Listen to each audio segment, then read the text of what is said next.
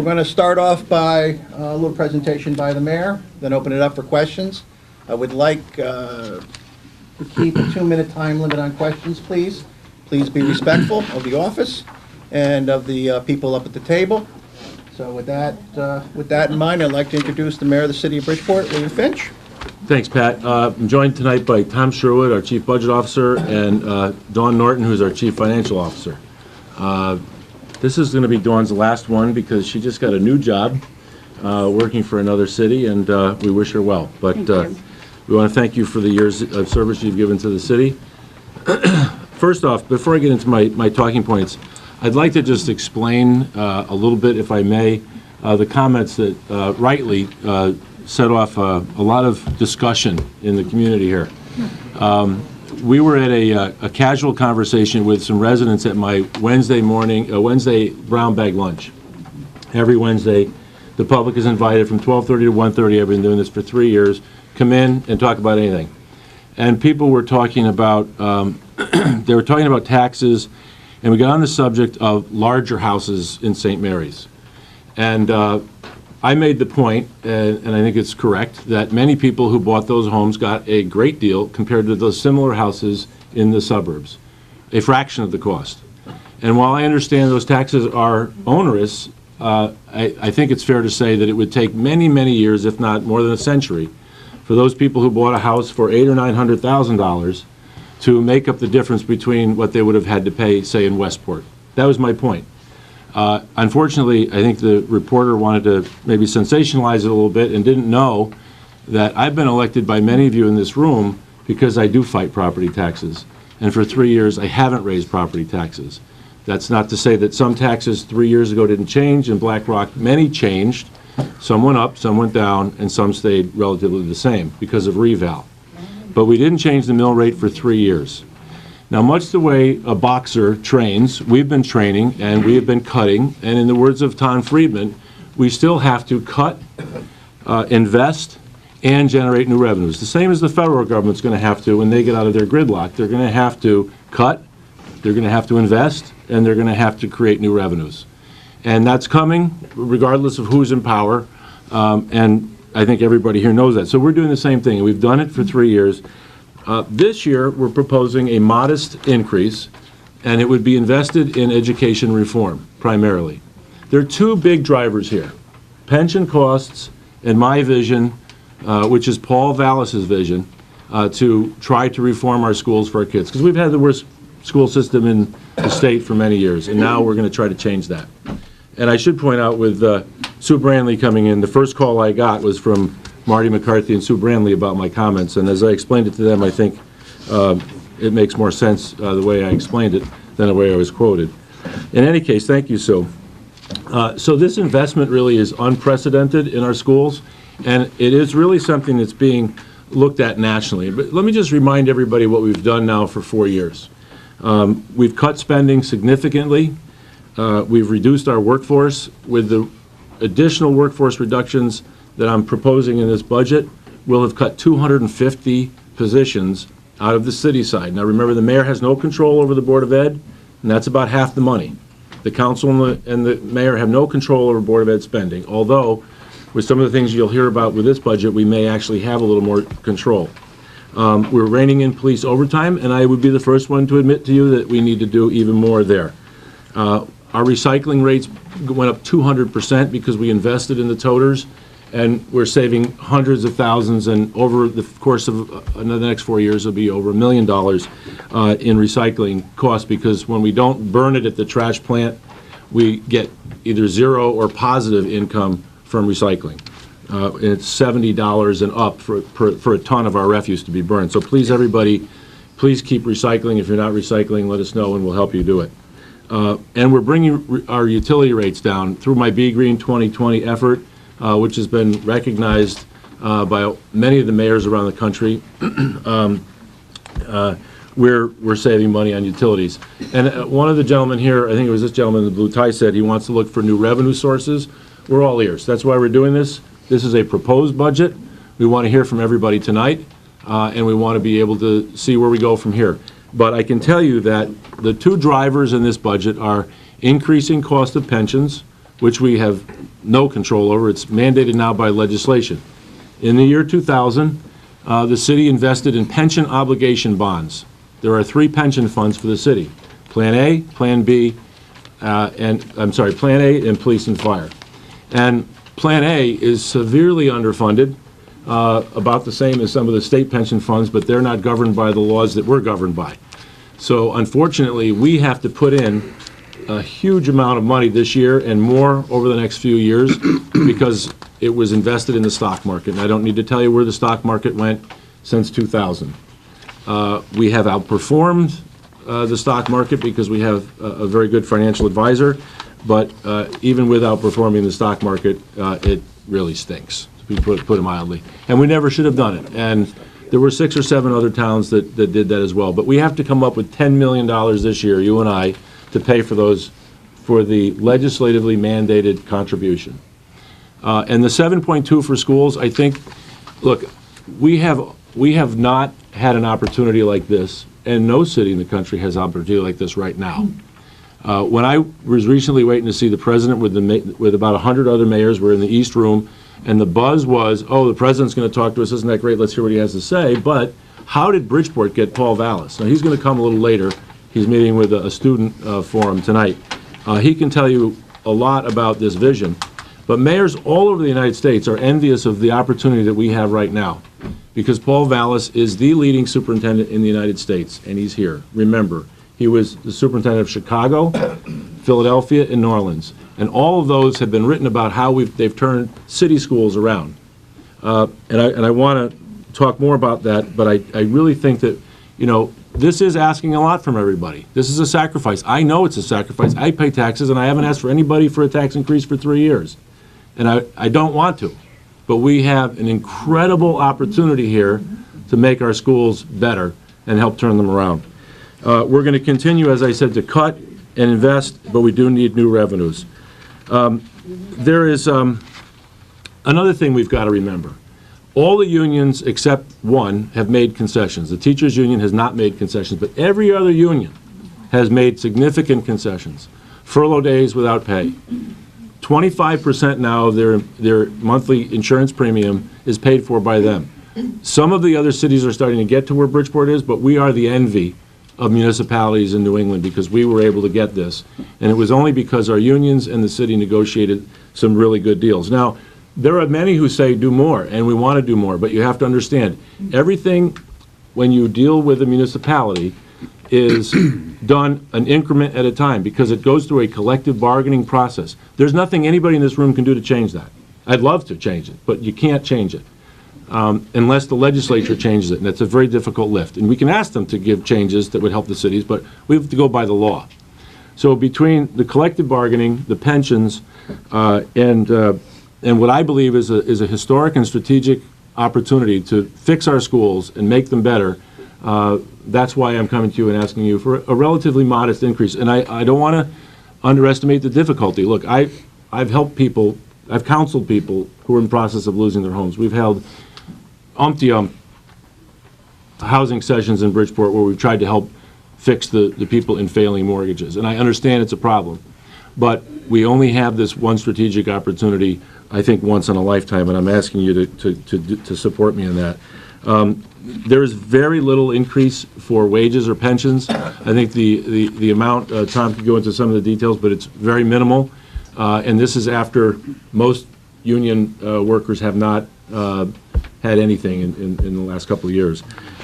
We're moving our fire and police now into the state pension fund, the Municipal Employees Retirement Fund. We think that's going to help us to stabilize some of these erratic pension requirements going forward in the future. Remember, we've made a lot of reforms, but they don't happen immediately. There are people who are still governed.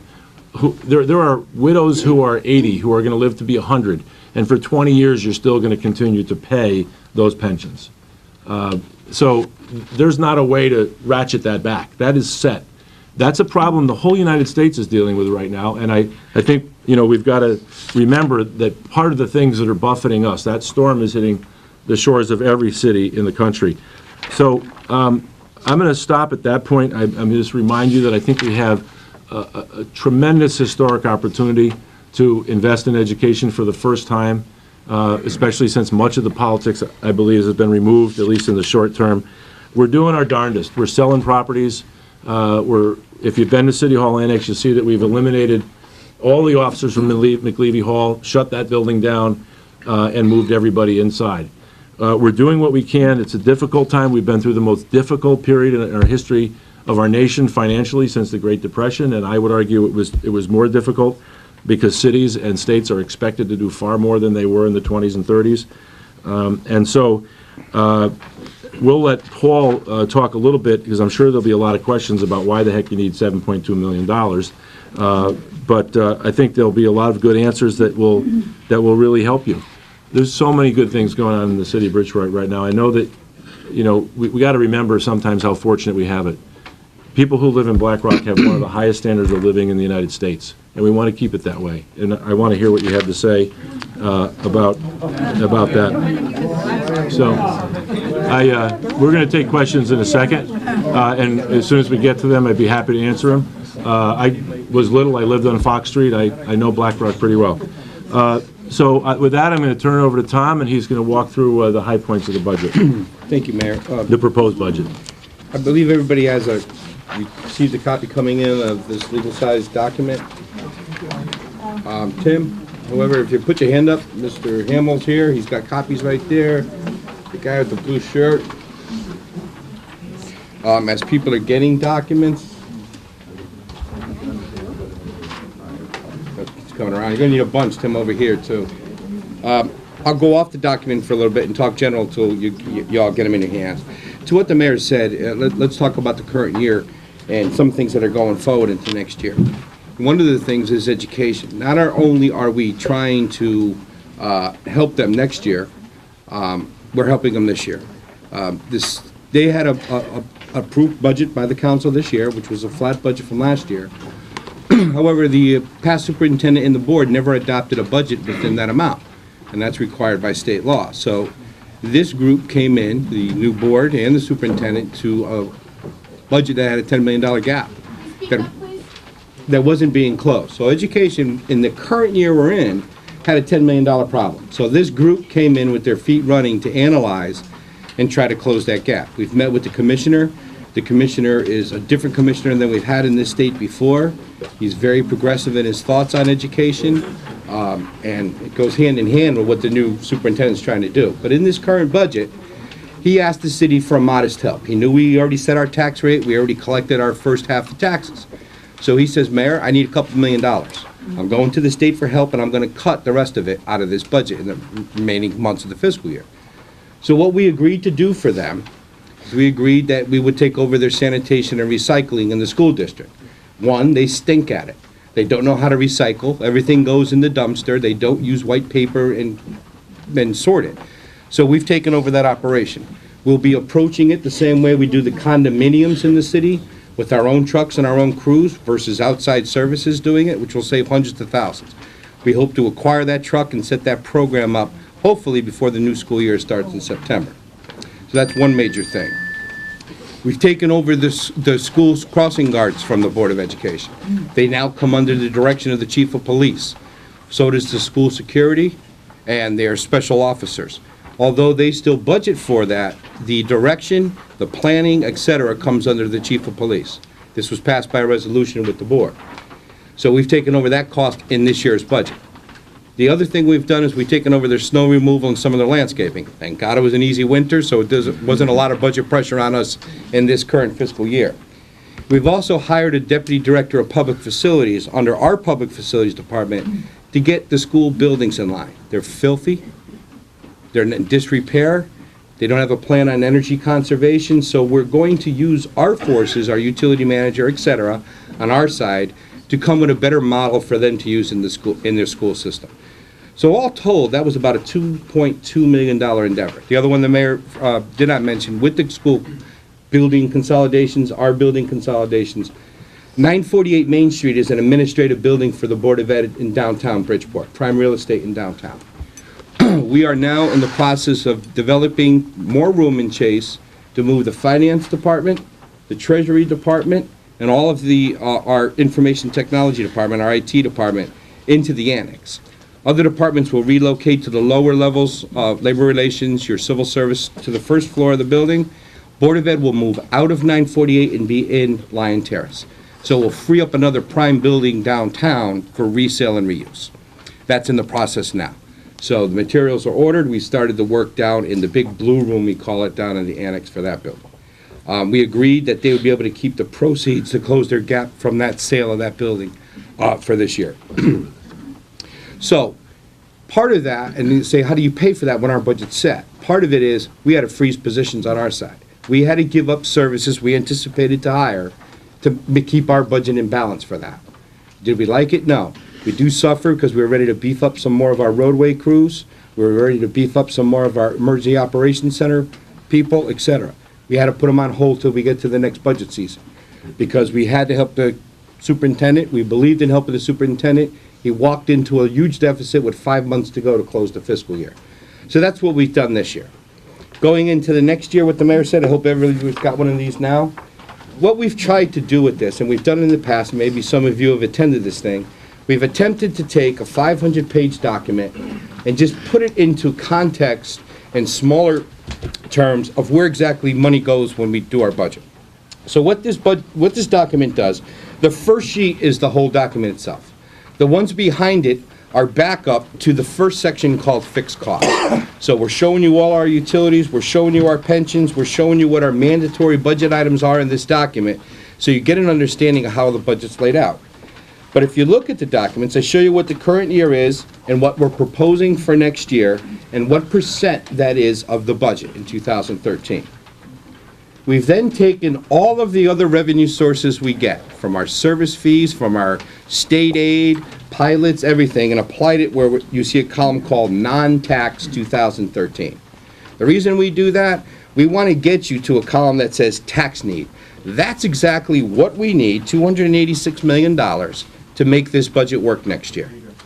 That's where all of your dollars go into, is this column, if passed as proposed. The reason we do that is I want you to see the column saying percent of budget net basis. It's not a mystery in this budget. On our fixed cost basis, approximately 26% is fixed. Those are things we have to do in this budget, required to do. 70% is what we call essential. Essential is your Board of Education, your police unit, your fire unit, and your public works crews, the roads, sanitation department, etc. So it leaves us with about 4% of this whole budget, $517 million, you could term as discretionary, if you will, or just support things. Now, different people have an interpretation of discretionary. Park and Recreation's in here. Do you need Parks Department? No, you'll have wild parks, but you know, that's where they fall in a category because they're not essential, but they are necessary to our quality of life. So, but you can see that the total of that is only 4% of what we make up here. Reason why we do this is to hopefully show you that we did this indicator. The left side where it says average bills, that is currently in the city an average residence, an average car, and an average commercial building. That's today.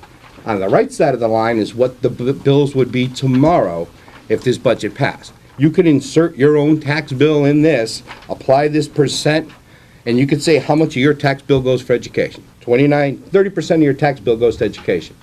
Whether you have children or not or whatever, that's how much of your tax dollars goes to support our education system from our money that goes into it, not state. So that's what this is about. To what the mayor said on the growth grew $24 million and change. The bulk, again, we have pension plan A for police and fire. Again, as the mayor said, in the year 2000, they bonded for that. 2 weeks later, the market dropped from the original assumption. 2 weeks after they sold the bonds. Now, we all know what Wall Street did a couple years ago. The corpus of that is down to about $140 million from a $350 million borrowing. So as you could assume, they are way off from where their assumptions were on what they were going to make on investments on these bonds to pay them off. Hence, this came under, that first action to sell the bonds came under state legislation. We have to meet actuary thresholds under state statute. We go back to state OPM.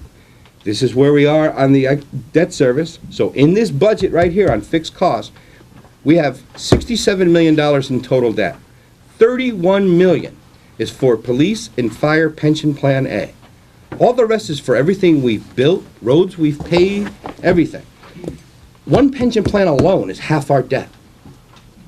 Above that 31 million, now we have to put another $10.5 million in to statutorily comply to make that plan whole. That's this year. Next year it goes up another million, it climbs to, I believe, 2019, and then it starts to decline. So in this budget, we're paying for $41 million for no service delivery. But the positive side is Bridgeport's one of the few towns that's meeting its obligation to the pension. The state's not. Look at the state teacher's pension. It's not funded to what it needs to be actuarially, but we are making our pension whole.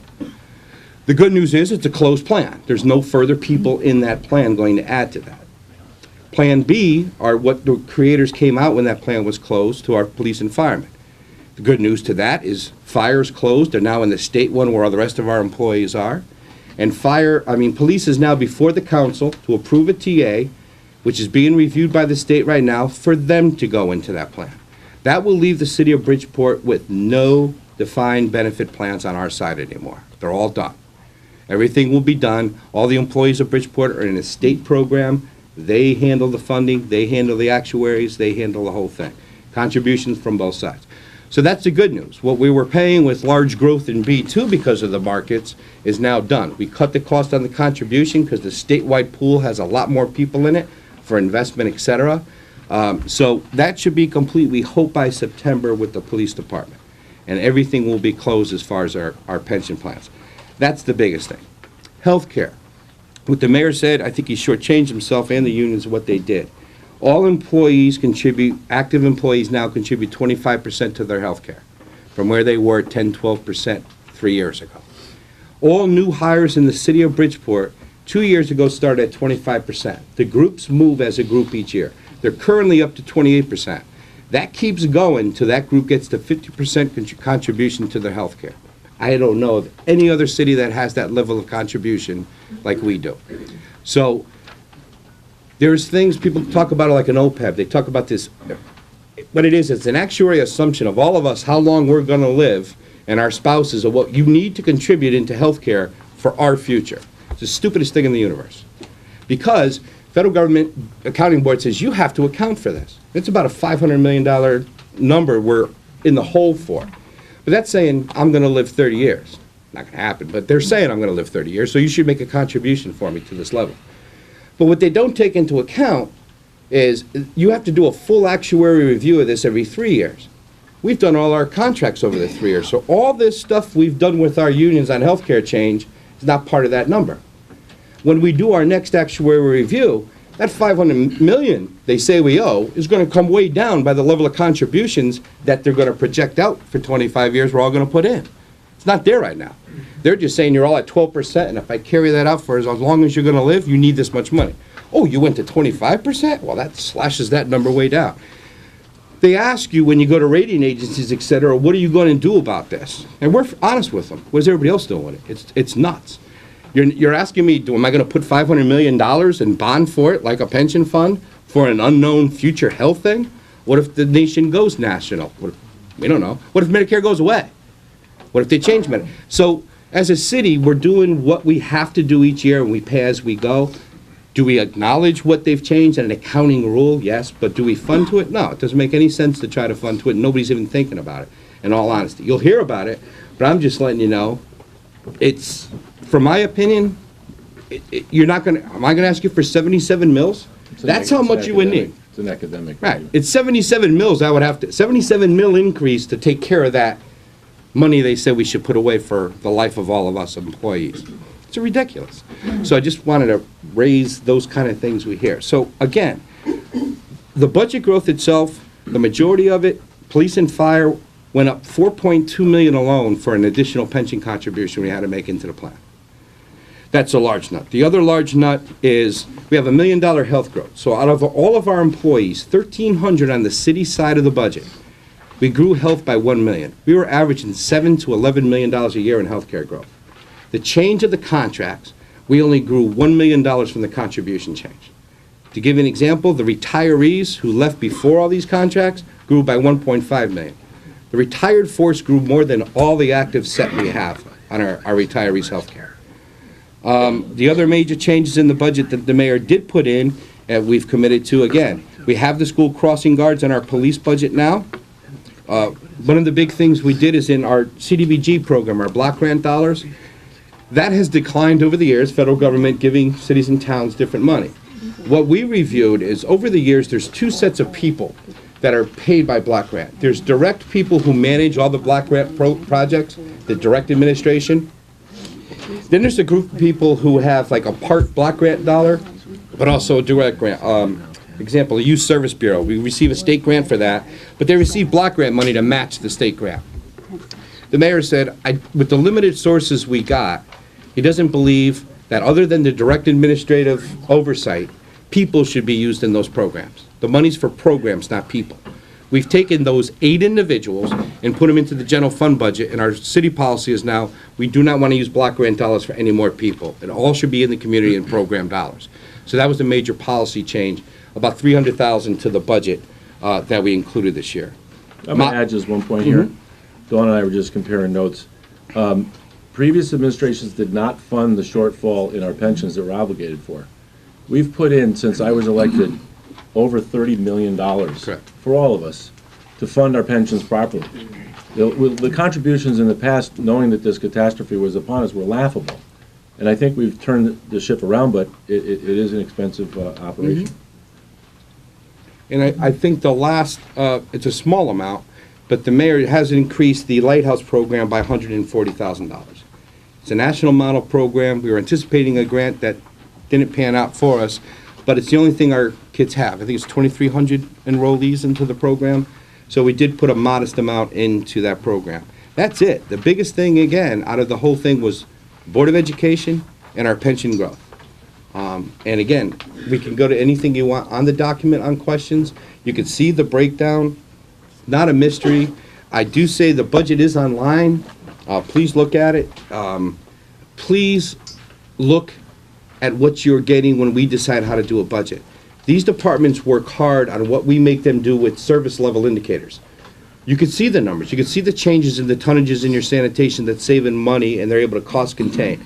I mean, our whole side, other than our change in the tip fee that's set by the plant, our utility growth was $70,000 in the whole city. $70,000 out of a utility of $12 million. So we're doing all the things by changing the lights you see down here, all LEDs, 11-year warranties on the bulbs. But it changed dramatically the bill on the deco lights here.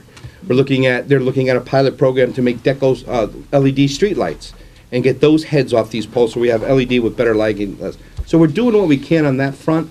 And I think you can see by the growth numbers, if you look at the details in any of these areas, that they are modest because we're doing the right thing. But if you look at the book, please look at the indicators in the departments to the things because they've done serious work with minimal staff. The mayor's correct. We've reduced staff significantly over 4 years in this budget.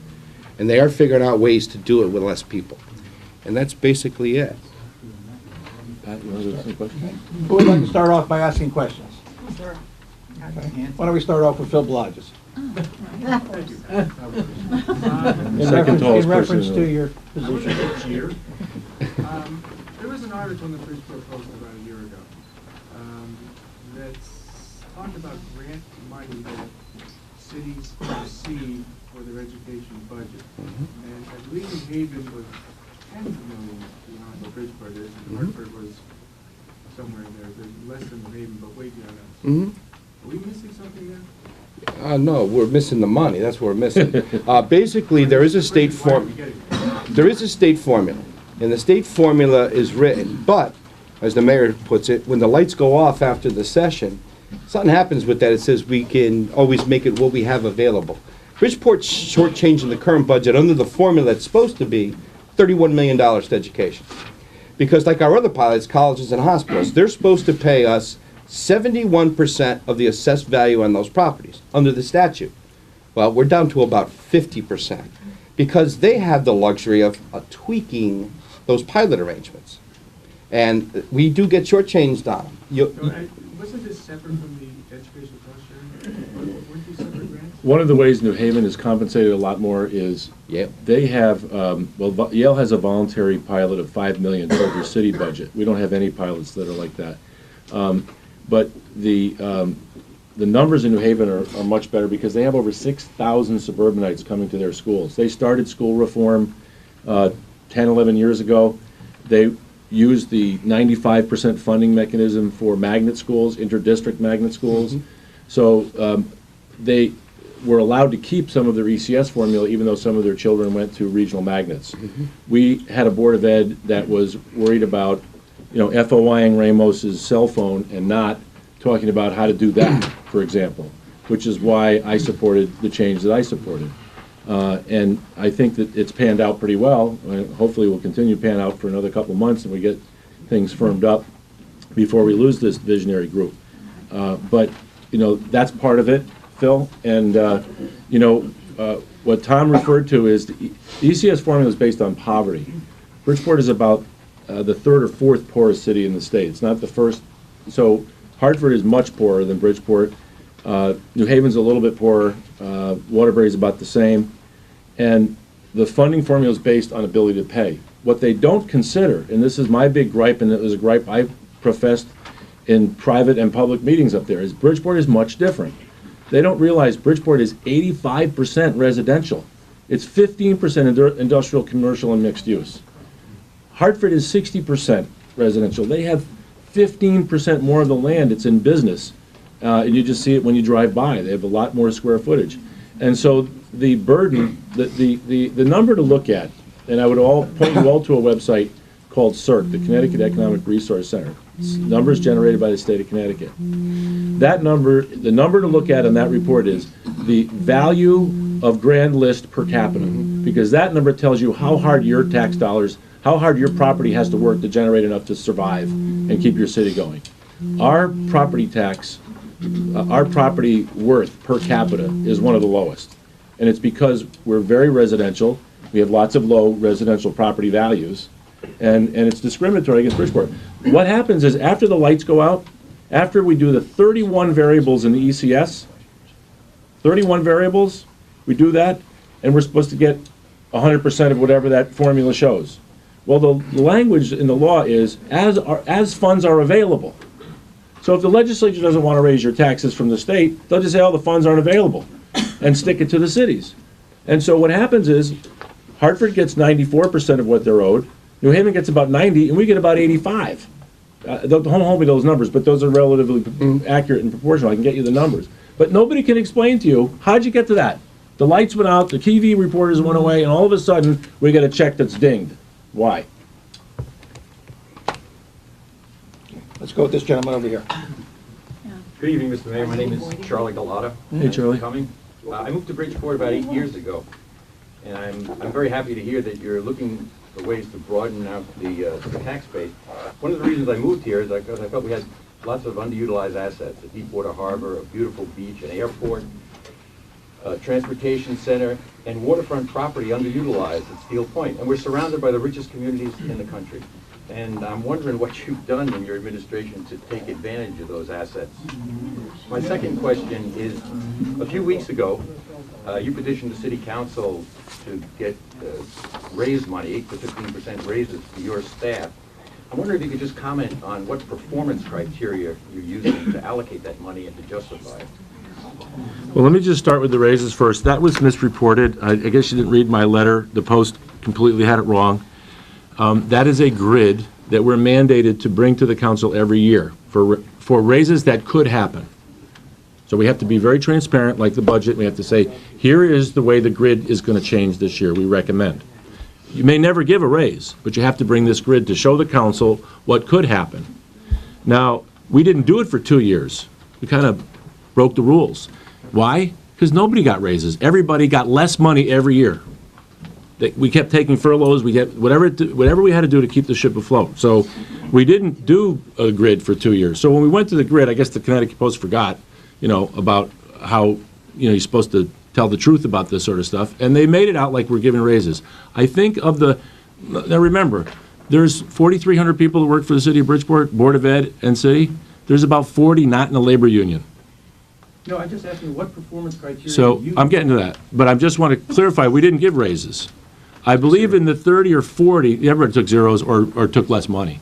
In the 40 or so in the grid, I do believe there were 2 or maybe 3 raises.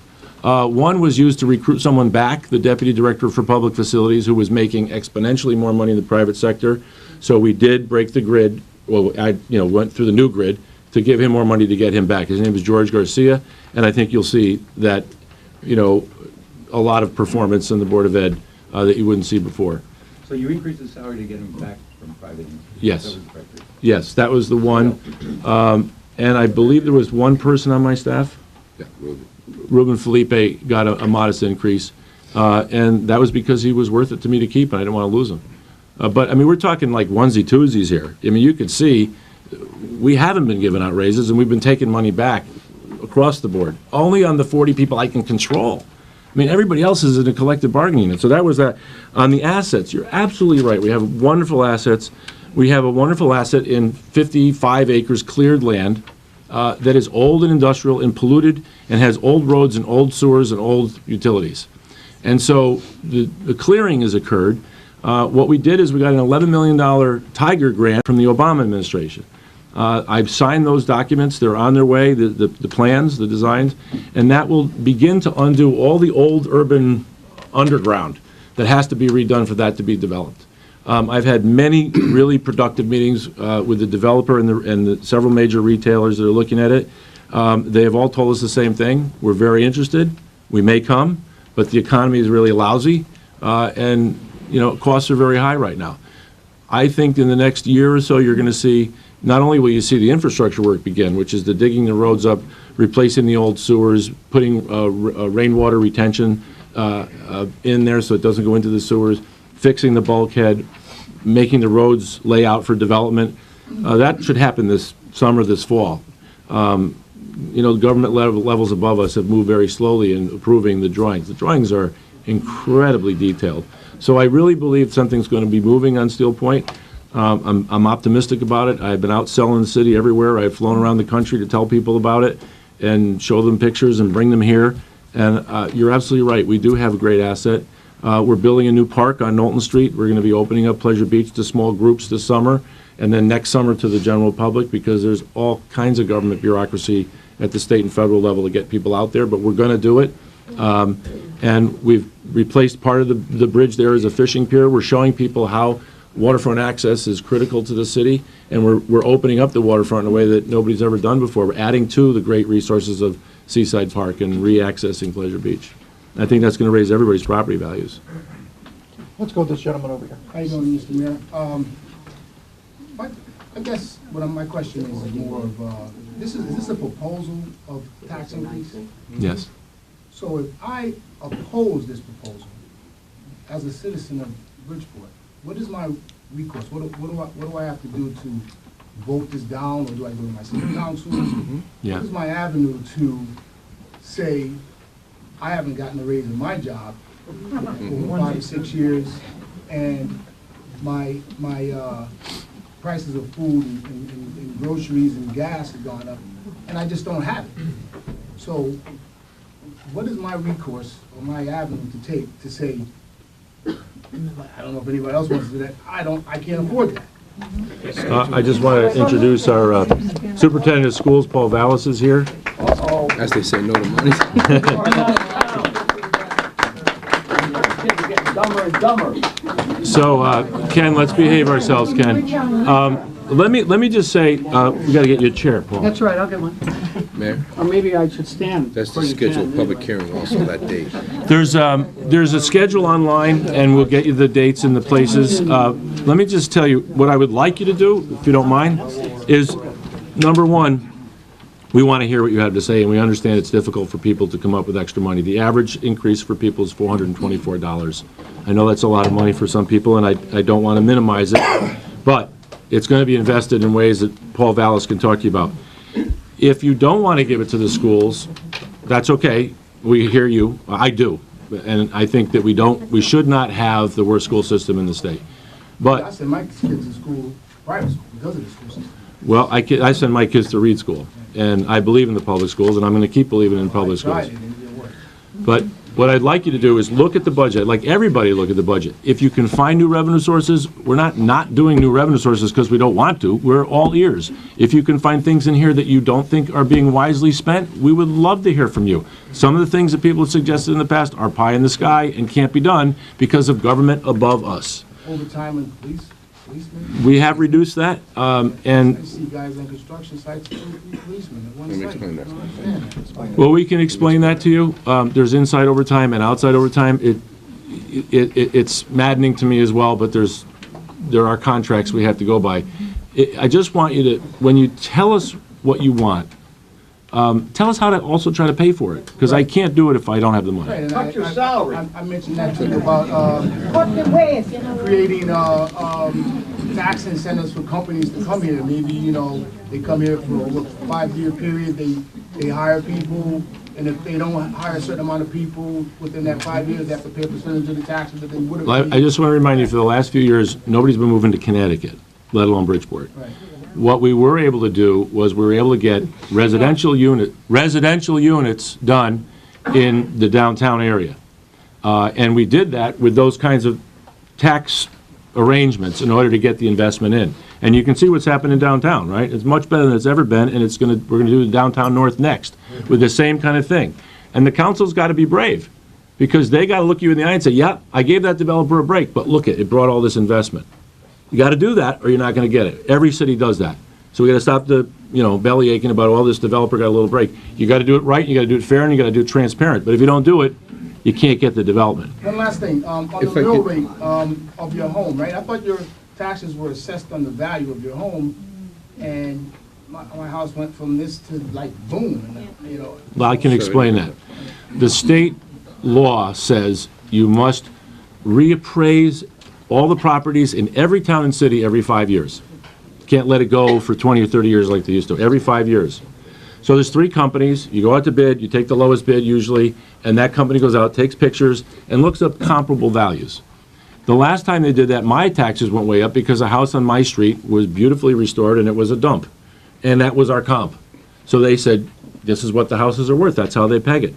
Now, there's no way to go in that 5-year period and say, well, the houses all went down, so you don't have to pay the taxes anymore. If all the properties go down, the mill rate's just gonna go up if spending stays the same. So what you really wanna ask is, how many American greenbacks is it gonna cost me? This proposal is gonna cost you, the average taxpayer, $424 to invest in education. Just because this is an educational thing too, on your question when you saw like police on detail, to the mayor's point, that's called outside overtime in police. We bill companies for those service for those road crews. So if they have 3, 5, 15 police officers, they're paid by that company. So just so you know, when they're doing a road detail, they're paid by the companies, the construction firms, the utility companies. So that's not on us, that's on them.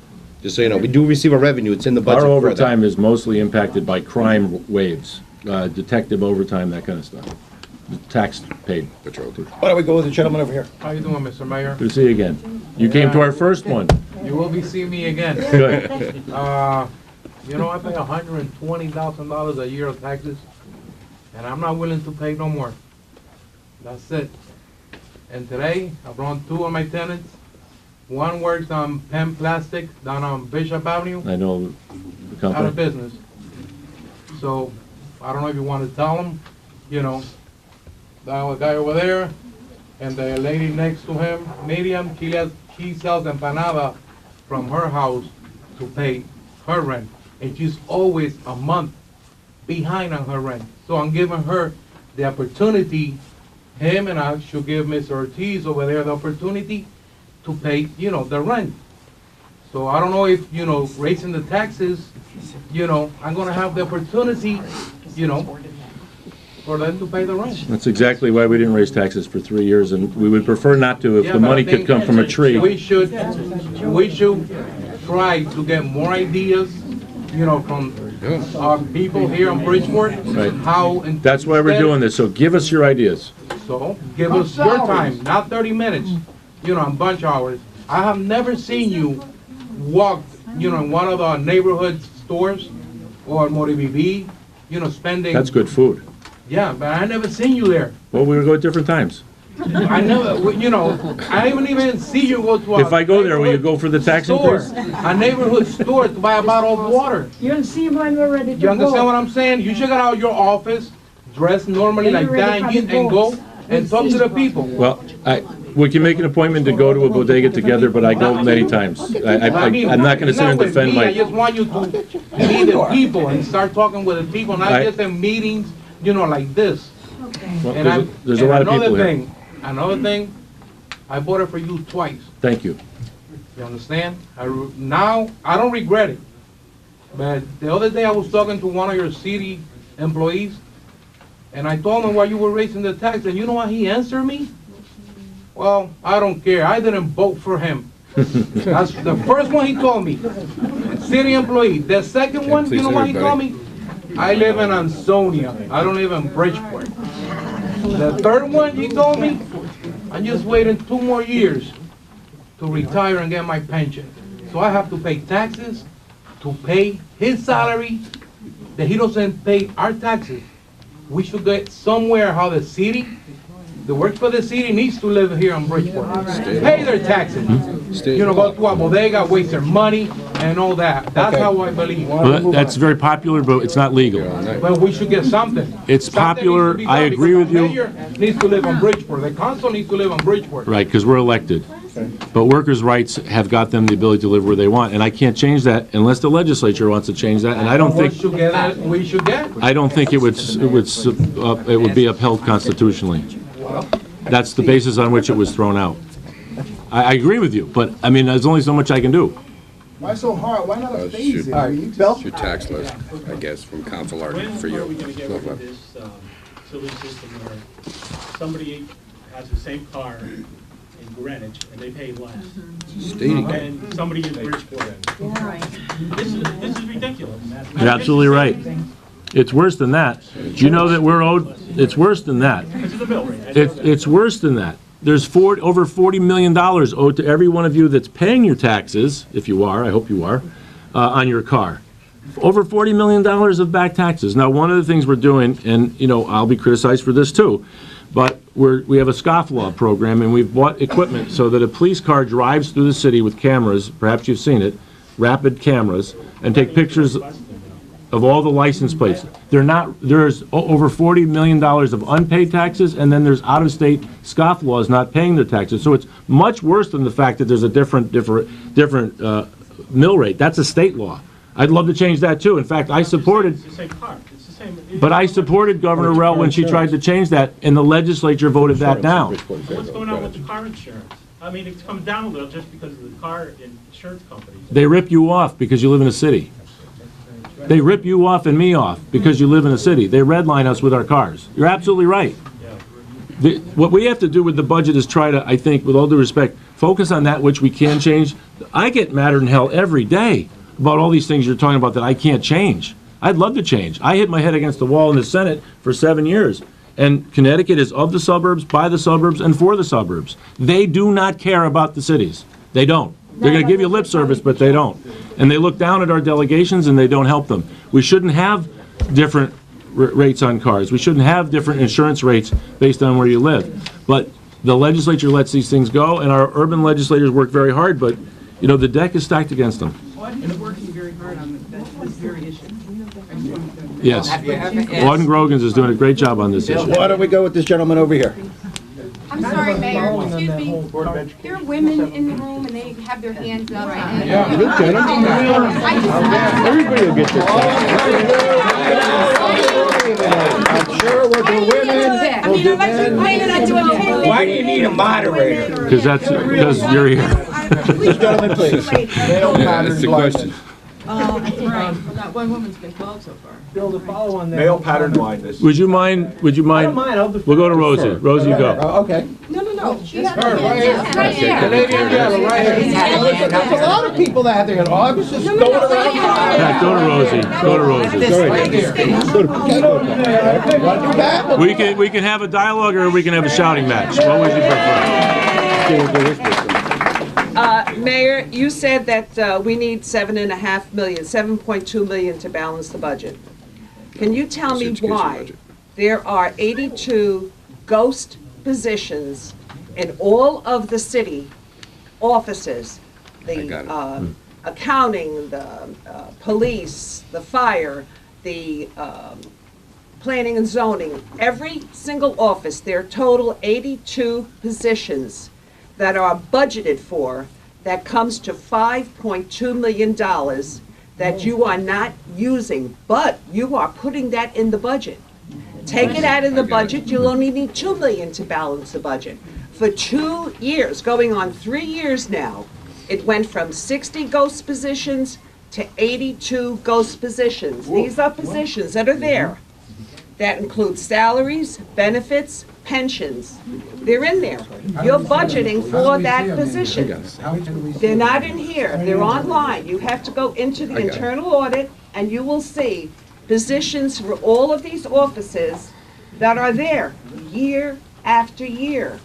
But the money is budgeted, we're paying for it. Where's that money going? I got it. Answer me out. It We doesn't got make your any answer, sense Pat. to We me. got your answer. Go ahead, Tom.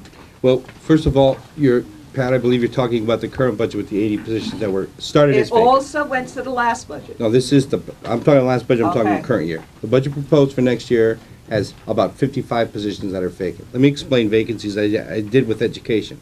Yes, we start the This year. does not include the education. This is excluding I education. agree.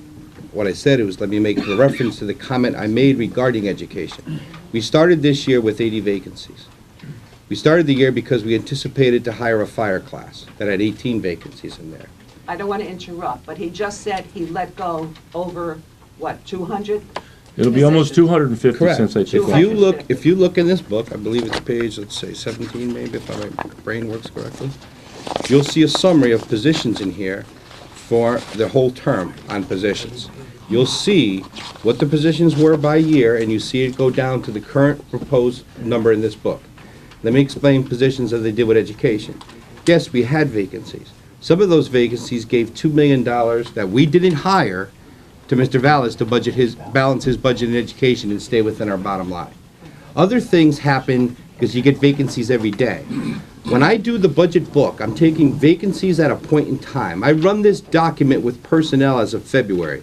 People are still in the middle of testing, hiring, etc. when I'm doing this document. It's a static document for a point in time. We evaluate what we need for the service delivery in this document at that point in time when the mayor presents it. Example. All right, I just Let me want to answer the interrupt. question. We also know that in the planning and zoning office, which I had been very involved in, Mm-hmm. there have been vacancies, yes, 2-3 years ago. Still today, they need those employees. You can't tell they're me totally that they full can't today. hire and fill those vacancies. totally filled today. That is economic development work. They're totally That is filled. where the planning and zoning, where you want people to come in and have plans reviewed intelligently, professionally. You don't want to be sloughed off with incompetent or So unstaffed let me personnel. explain that particular area then. Yes, we did. We had one vacancy in the department when we went into last year. In planning and zoning? Yes, we did. We had one vacant position in that budget. The one vacancy was an individual who was in an accident. That one individual had the position, but until he finally retired out because he could not return to work, you can't fill that position. The man's entitled to the job because he was on duty in an accident, performing his function. So that one vacancy was till we got resolved on the individual. But let me go to the global picture because there's 1,300 positions in this document.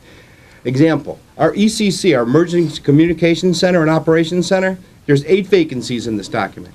I have the candidates. They've been tested by civil service. You know what I'm waiting for?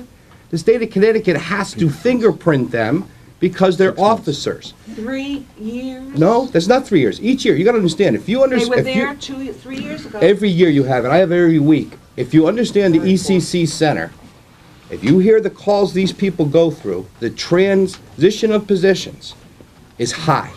We go through people month in and month out, hire, out. Part of it is they get trained to go to other communities where there's not the level of calls that we get in the communication center here. So But out of 82 positions, you're telling me Can I answer there's the question? all of them have to be fingerprinted, all of them no, I'm are telling you there's a variety. There's a fire. undocumented? Fire, we had 13. Fire Can I and police explain are or federal. not explain? I'm trying to tell you that you're starting with 1,300. I'll give you an example of fire. Sorry, I don't mean I to budget argue with you. 13 I'm fire. Let's frustrated. take a difference. There's vacancies in the fire department in the current year's budget, fiscal year 12, okay? Because we plan on doing a class. We're going through a massive test in Bridgeport with court challenges and everything to get a list of candidates to fill those positions. They're still working on that with civil service. They're doing the orals, I believe. What week are you off of school? Next week. Next week are the orals at the schools. Aren't they Now- paid by federal? No, in the budget, they weren't. They were planning on being hired this budget year. The budget's a plan. Now, next year, those 13 are gone. If you look, I cut 13 positions out. Why? Because I got a federal grant that's gonna pay for them. But if you look at the fire department, you'll see there's not one vacancy budgeted in the fire department. They're all filled because I'm getting a grant that's gonna pay for 18 recruits. The budget's fluid. People are gonna happen all the time. There's a variety of reasons. This is what I'm telling you. There is civil service and testing requirements. You have to go through these testing procedures. There are federal things like fingerprinting, et cetera, we So go you're telling me through. we need 82 new hires? I'm telling you, there's 60 in this book, and yes. All right, 60. If you look throughout the book of where the vacancies are, like the mayor said, if you don't believe I need them in the roadway crew, where there's 11 of them, that cleans your Are streets, those that cleans jobs your parks. advertised? Are you looking to hire those 60 Yes. that you are budgeting for? Yes. You're talking about pensions, retirement. Yes, I am. I mean, that's 5.2 million is a lot of money. But you're to put in mixing your 2 budget. years too. Again, I'm just trying to say, first of all, the document is fluid, employment is fluid. People retire. When we do things and we plan a budget, again, a budget is a plan, then the unions make concessions. I'll give you an example. Our clerical union agrees with a union contract. The union has given a thing that says if you retire by December, you get to retire out under the old contract. You have to notify our office by, now we're already in the budget. We've adopted it. They're in it. Now I've got 30-something people that retired in that bargain year in December. I haven't filled them yet because I have to go test for accounting clerks, typists. There's a procedure. Civil service is 7 individuals to do all the tests of the city. I think So the if answer to I your repaid Ms. question, Tamara, I I would think wanna the answer see to your 60 question, positions. the answer to your question, Pat, is that we're a large organization, and in every budget, in every year, for every mayor, there will always be 100 vacancies because of the timing of hiring and firing and firing and retiring. retiring. It doesn't mean we're going to spend the money, and hope to God we don't spend the money, but that's it. 5.2 million is a lot of money. When you have a shortfall, you need 7.2. That is a big You're right. amount. You're absolutely All right. right, That's fair to next year. let's move on. Understand. Let's That's go another with this woman. lady over here. Yeah, you're right. There you go. More to say? They just spin in their way when you ask a question, they spin. They're not giving you the truth, they spin. I know it's really hot in here and temperatures are getting a little Yeah, they're flared. spinning. They think we are idiots. However, rather than have you defend yourself, I would like to ask 2 questions, and it's a 2-part question. The first question is in regards to education. You were talking about what we need to pay janitorial services, recyclers, garbage handlers, and various other employees for those positions. Now, it occurs to me that last year, I had several children, adult teenagers, knock on my door and offer to plow my driveway, shovel. There are kids out there that are willing to work, that need the money, that could benefit from skills provided by our community. If you're asking every single one of us here to pony up and give some money, we need to put some responsibility on the teenagers that live in our community. No one is going to respect this city. No one is going to respect their building, their education, and their ability if they are not given an opportunity. Now, I see here that Parks, Rec, and Aging is about $4 million. Now, I know that there's laws and regulations, but there's got to be some programs that we can offset some of these employees who need pension, who need unemployment, that we could give these kids gardening skills. This is about skill set. These children are not learning. We need to teach them and give them some self-respect so that they can contribute to the overall community. Now, I know it's kind of a pie-in-the-sky idea, but if we don't start thinking outside of the box, no one's going to come here because the city is just going to keep continuing to deteriorate. So we need to find opportunities for our kids, their parents, to have some respect for education. Without the parents, we're never going to win. And so that's my first point.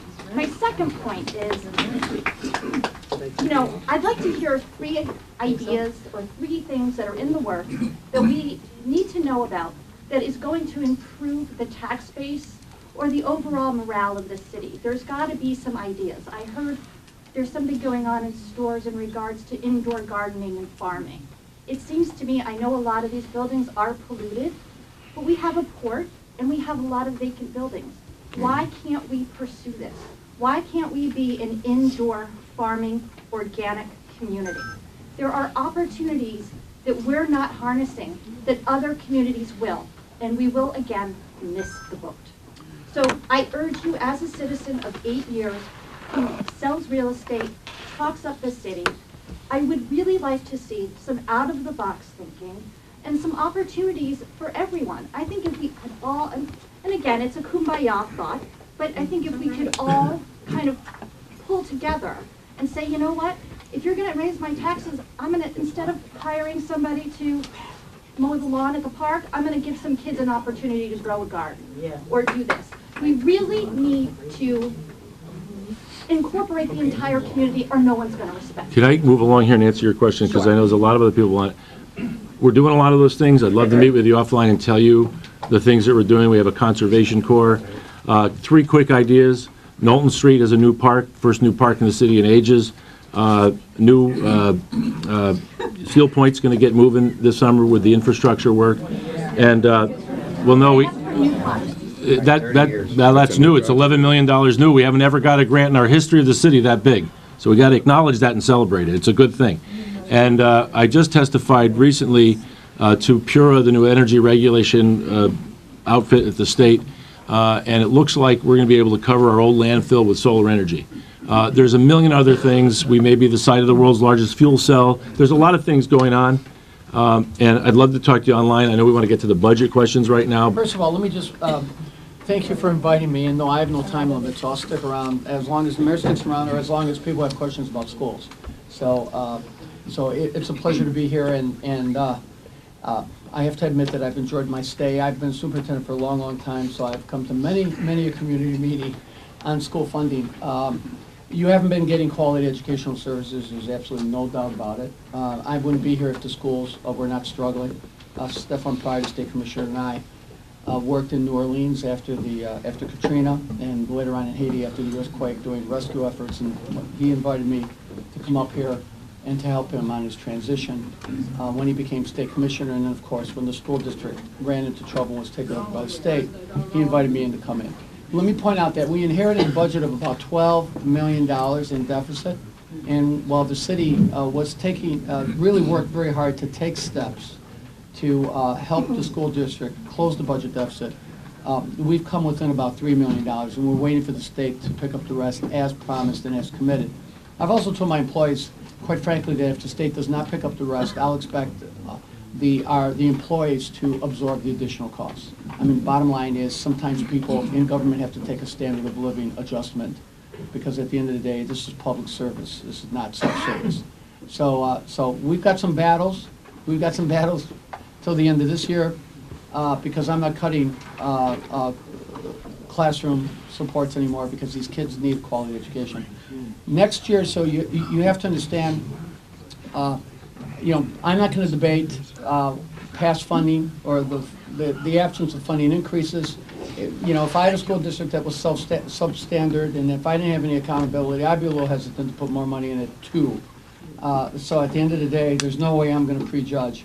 The state formula does mandate about $3.5 million up front, and the additional funding that the governor has put in the bill puts pressure on school districts like Bridgeport that have a much smaller local share of the school funding formula to put in more, or you don't get the money. Now, let me point out, you know, is that fair? Yes, and no. This district has a diminished property tax base, and poor districts like Bridgeport struggle with their local share. I mean, it's not like you're unwilling to make it. I see what your property taxes are. The bottom line is, everybody's getting hit hard, but the way it works in the state formula, the Bridgeport probably has the smallest percentage of funding going to the schools, coming to the schools from the local tax base. So the state looks at that and the state says, hey, you're not doing enough. So the increases, I'm just telling you the way it is. The way the state formula works is it almost puts a gun to the mayor's head. Not that he needed that type of intimidation to do more for the schools, but the bottom line is, you know, you almost have to put close to $6-7 million into the formula in order to get the state aid that you're entitled to. So that's where we're at. Now, that said and done, you know, I'm going to attend as many community meetings as the mayor wants me to attend, and I've got my own forums going on to hear from you and to look at other options. And I've also put all the employees on notice because I've basically told our employees, and I've been meeting very quietly, I didn't do a lot of fanfare, I downsized the central office by a third, didn't put press releases out, because when I release people, I don't feel I should draw them into the public square. I mean, at the end of the day, I don't need to do that. I don't need to put heads on my trophy walls and say, look who I fired, or look who I let go. You know, it's low key. You'll be amazed how much you can accomplish when you're not going to embarrass people in public. But the bottom line is, I put people on notice that we're going to make further adjustments if that's what we need to make. Further adjustments this year are going to come from the school district's employees to close the remaining budget gap, because I can't expect the city to do any more. And obviously, we're going to look at all sorts of options. So everybody knows that it has to be shared sacrifice. Now, that said and done, let me talk about some of the things that are going to happen in the schools. Let's talk about economic development. We're actually going to accelerate a number of school construction projects to really pump about well over $100 million in additional income into the local economy in terms of construction. Construction has a big impact. We're going to be moving quickly to do the new Roosevelt and the new Longfellow School. And remember, the state picks up the bulk of that funding. So this is the state giving us about 80% of the funding for those schools. Combined projects for those schools is about $80 million. The state's picking up about $65 million of it. I wish I had such a state handout when I was in other districts. In addition, we're going to move quickly at the mayor's direction to start construction on the new Harding School. And that could be another $50 million project. And so we will have 3 major construction projects going on simultaneously. And we've all agreed that the emphasis has got to be on hiring businesses from the community, from the region, and basically hiring people from the region. We need to employ our own. So we've had a lot of discussions, but we've made it a priority. And that doesn't count the small projects that we're going to kick off on. And what we're doing is we're trying to get it under the wire, because the state's new formula is going to make us pick 60% of the cost of new construction. So we're trying to get all our construction requests in while we're at 80%. So when you include those 3 buildings, plus obviously the new Science High School complex, which will house three open enrollment high schools of the top quality, of what you're gonna have close to $250 million of construction literally going on simultaneously. That's a lot of economic impact, okay? And you deserve it, and believe me. So, and we're getting more requests in to secure the additional funding support.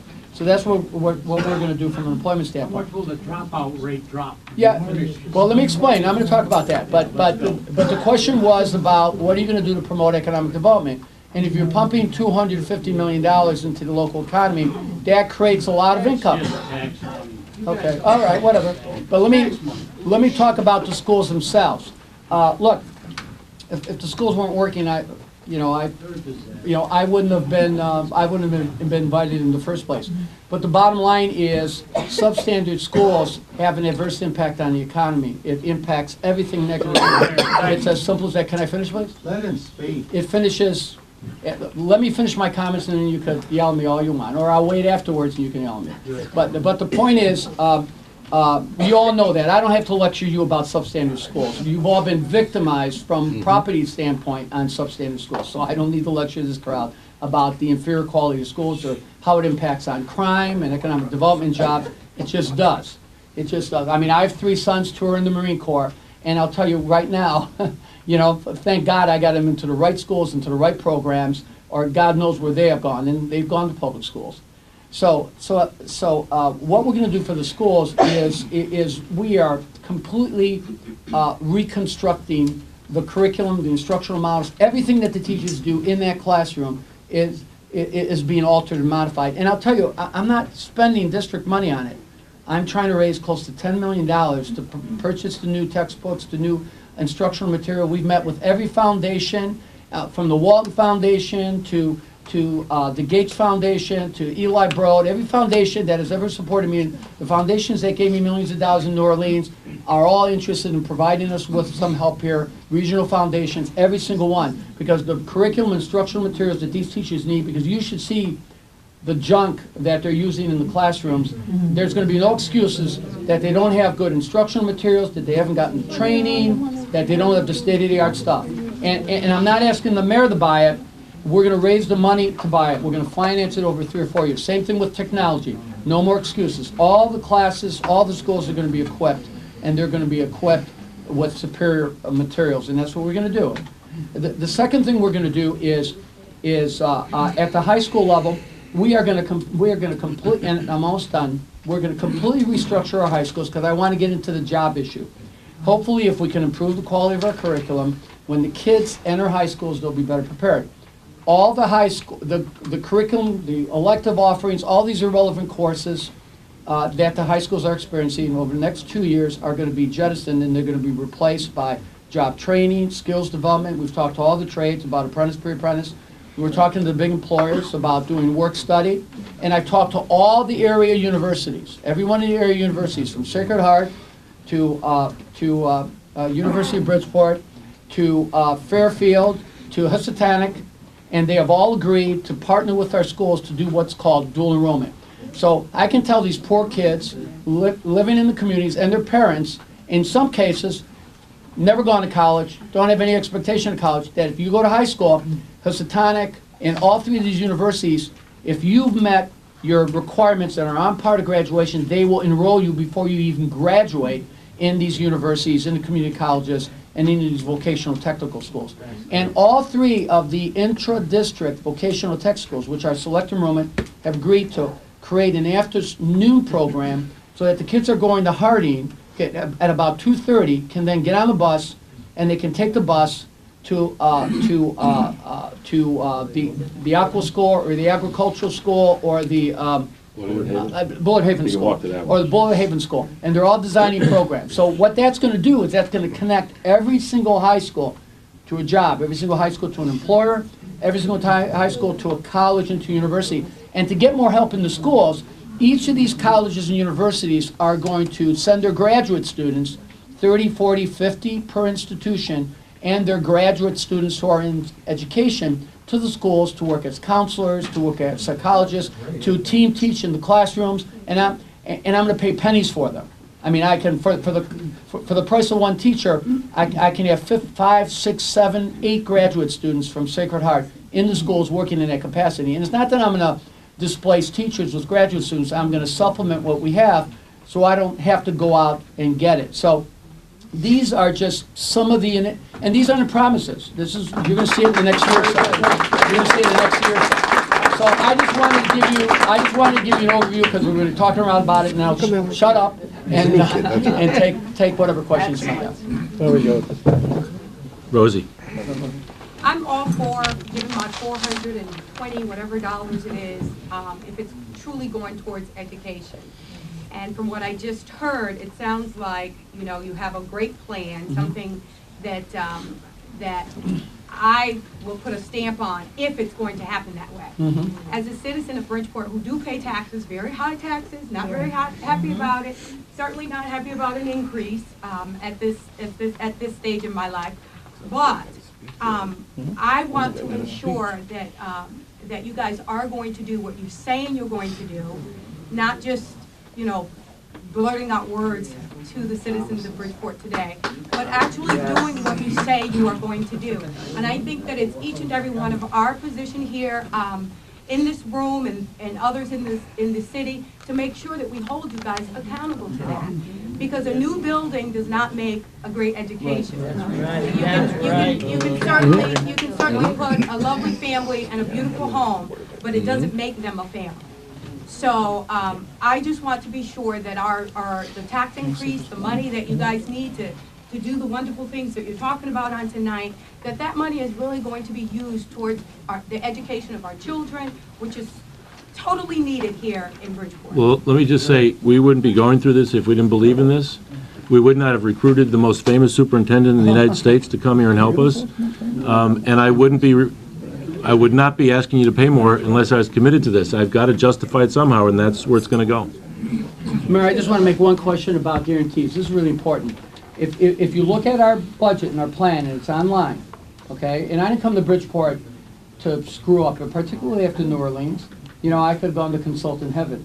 Like my wife says, look at all the mediocre, she says, look at all the lousy superintendents that are making money as consultants. Just imagine what a mediocre one could do. What are you going to do, you know? My wife's an ex-police officer. What are you going to do? I just want to say one thing. We're creating a foundation called Good Schools Bridgeport. That entity... With the city. That entity, which is going to be a partner, is going to have, obviously, with the city, all the new money that is allocated to schools by the city is not going to go into the school district, meaning it's not going to go into the school district's base. Because you know what happens? You increase funding for schools, it stays there forever. You can't reduce it. Instead, it's going to go into that fund to be managed to pay specifically for reforms. So if the district, if you know, whatever, I retire or get kidnapped by space aliens or something like that, and or disappear one day, what will happen will be, and new board, old return board goes in, and they deviate from the plan, the city can pull the money back.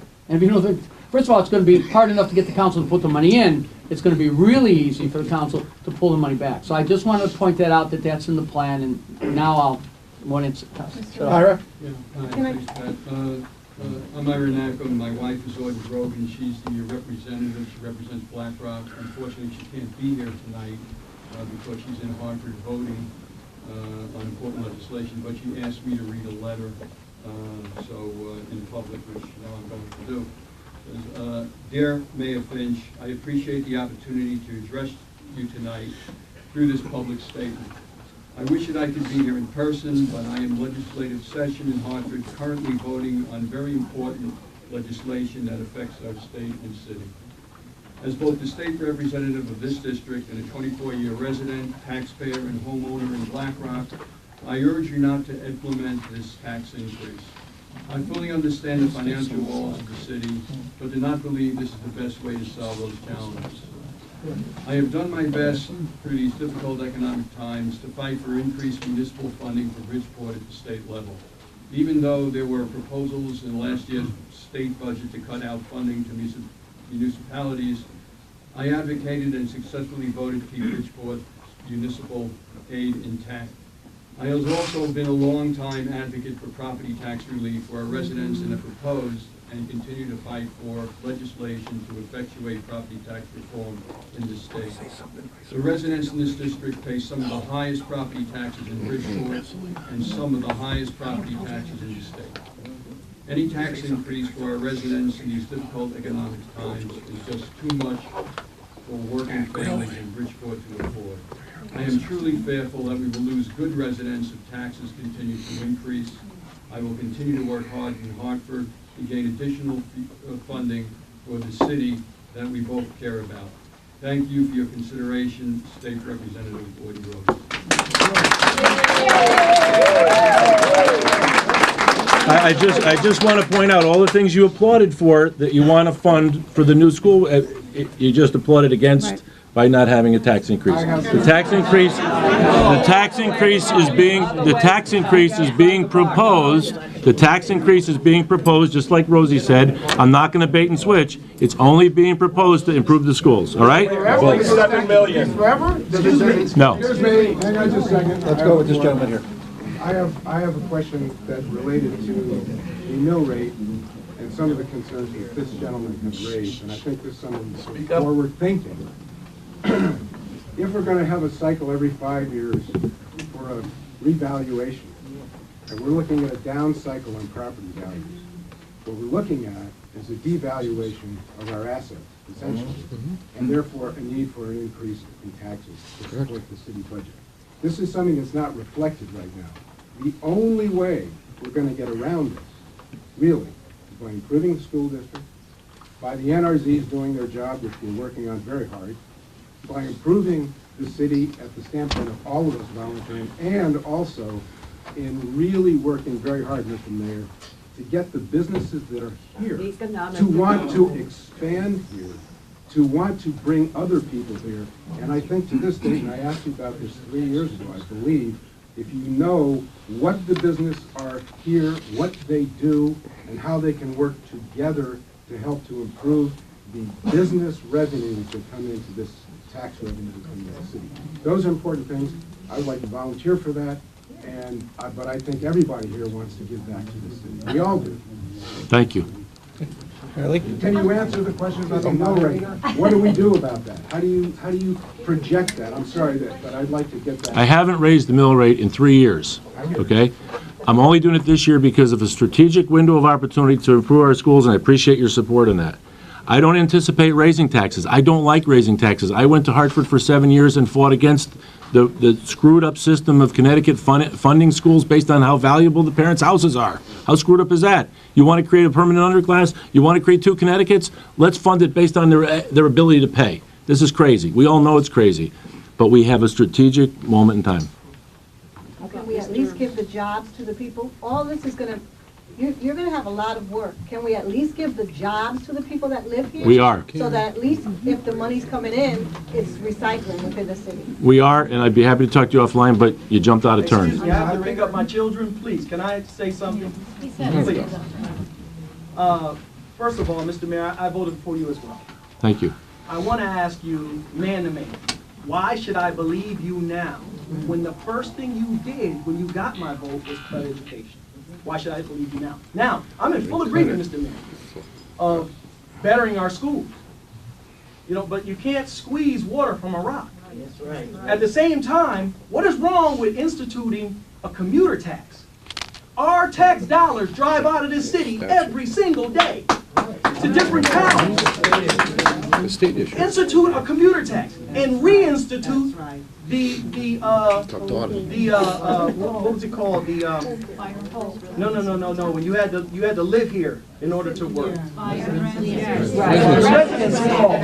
residency clause. Reinstitute it, and those are my solutions.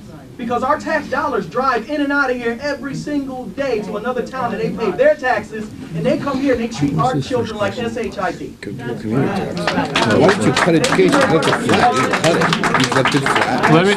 Before you go, let me answer you real quick. Yes, sir, All right, real quick. Yes, sir. We never cut education. It was flat funded for all my years. I tried the first year to give them another $1 million. The council votes weren't there.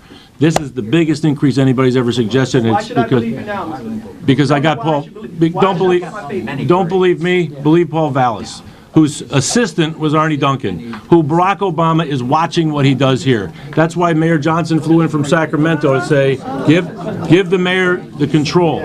The only major urban areas that are reforming is where the mayor can control the school budget. That's the only place there's real reform going on. So that's what our charter revision is going to be. I can't do much to control costs, other than the fact that I have an appointed board now and I got this superintendent that everybody in the country's watching. I'm only going through this terrible ordeal, which I haven't had to go through before because I didn't raise taxes. I'm going through it now. I'm suggesting you to pay another $430 because it's going to go to my kids at Reed School and your kids at what school? And I have 3 in the public What schools? President. What schools? Latham School, yes, sir. That's where the money's going to go. And at the same time, I'm a parent leader here in Bridgeport. Thank you. I appreciate I'm a that. parent leader here in Bridgeport. My name is Mustafa Salahuddin. And please, do me a favor. Mustafa, can you give me your last name? Salahuddin. S as in Sam, A-L-A-H-U, 2 T's as in David, I-N as in Nancy. Most of the things you suggested, I don't think we can do because of state law, but we'll revisit it again. Yes, we should. We will, but it's, the state of Connecticut gives us one tax, the property tax. But you know what? We did have That's a what- residency clause. Why can't we? That was thrown out by the courts as unconstitutional. We need to explore them again, and we need to fight like hell to get them back. Cost you a lot in lawyers. But you know what? Our kids are working. God bless. Mr. Mayor, Hi. you've got some very good ideas from the people that are at this meeting. I was just wondering if you would ever consider. Can't hear you. Can't hear you. A lot of good ideas here, she Mr. said. Mayor, I was just saying, you've gotten an awful lot of good ideas out of the people here tonight. I was just wondering if you ever considered having a think tank, or do you have one? We'd love to. I mean, that's what we thought this would be. Think tank, though. That's what we're hoping these forums would be, but we'd love to, you know, we'd love to do more of this. Well, How about every Wednesday? Every Wednesday at 12:30 to 1:30. I know some of you work at that hour, but I'm there every Wednesday. An active think tank where they spar amongst each other, they come up with thoughts and ideas that you could institute. 8 o'clock? Not just entertain, but something that you might actually be able to institute. And Mr. Vallis, are you ma'am. going to make sure you're going to get every single penny of this $7.2 million? Well, you'll be the one. Yeah, well, one of, but one of the reasons that we're creating the Good Schools Bridgeport Fund and with the representation is to really make sure that when money's allocated to the schools, the money actually ends there. So it's going to be very transparent. Yeah, I think that was the concern of everyone Yeah, here. yeah, I mean, that's a concern. Where it's targeted. Yeah, no, it is. Remember, It is, we and- are audited every year, and we win awards for our transparency, so if you have questions, We're we'll also we'll gonna try put to all- get right to the We're page also going to put number. all the budgets online, so you'll be able to see what every school gets, what people's salaries are, the whole 9 yards, all the way. And look, I'm all for residency, for residency requirements, but this state is one of the toughest states. In Chicago, everybody had to live in the city. You had to live in the city. But obviously, Chicago's about as big as the state. But a lot of legislators, they create impediments to residency requirements, so you have to understand that. I mean, I would prefer, It just applies to police and fire. and I'll tell you, and that's one of the reasons that I've been reluctant to really ask, for example, the employees who are, for the most part, residents here and who make the least money to give up any days. Whereas the others who have not given up days yet, I've said, well, if we come up short, I'm going to ask you all to give 3 or 4 days or whatever. You're going to have to do it. Like paraprofessionals and stuff, they've given me 5 days a year the last 2 years. So we have to be sensitive to that. But the mayor's hands are tied. I mean, if we had a magic wand, anyone who works in government should live in the city. Want to go with this lady back there? Yeah, I bought my house like 3 years ago, and my taxes were $2,500.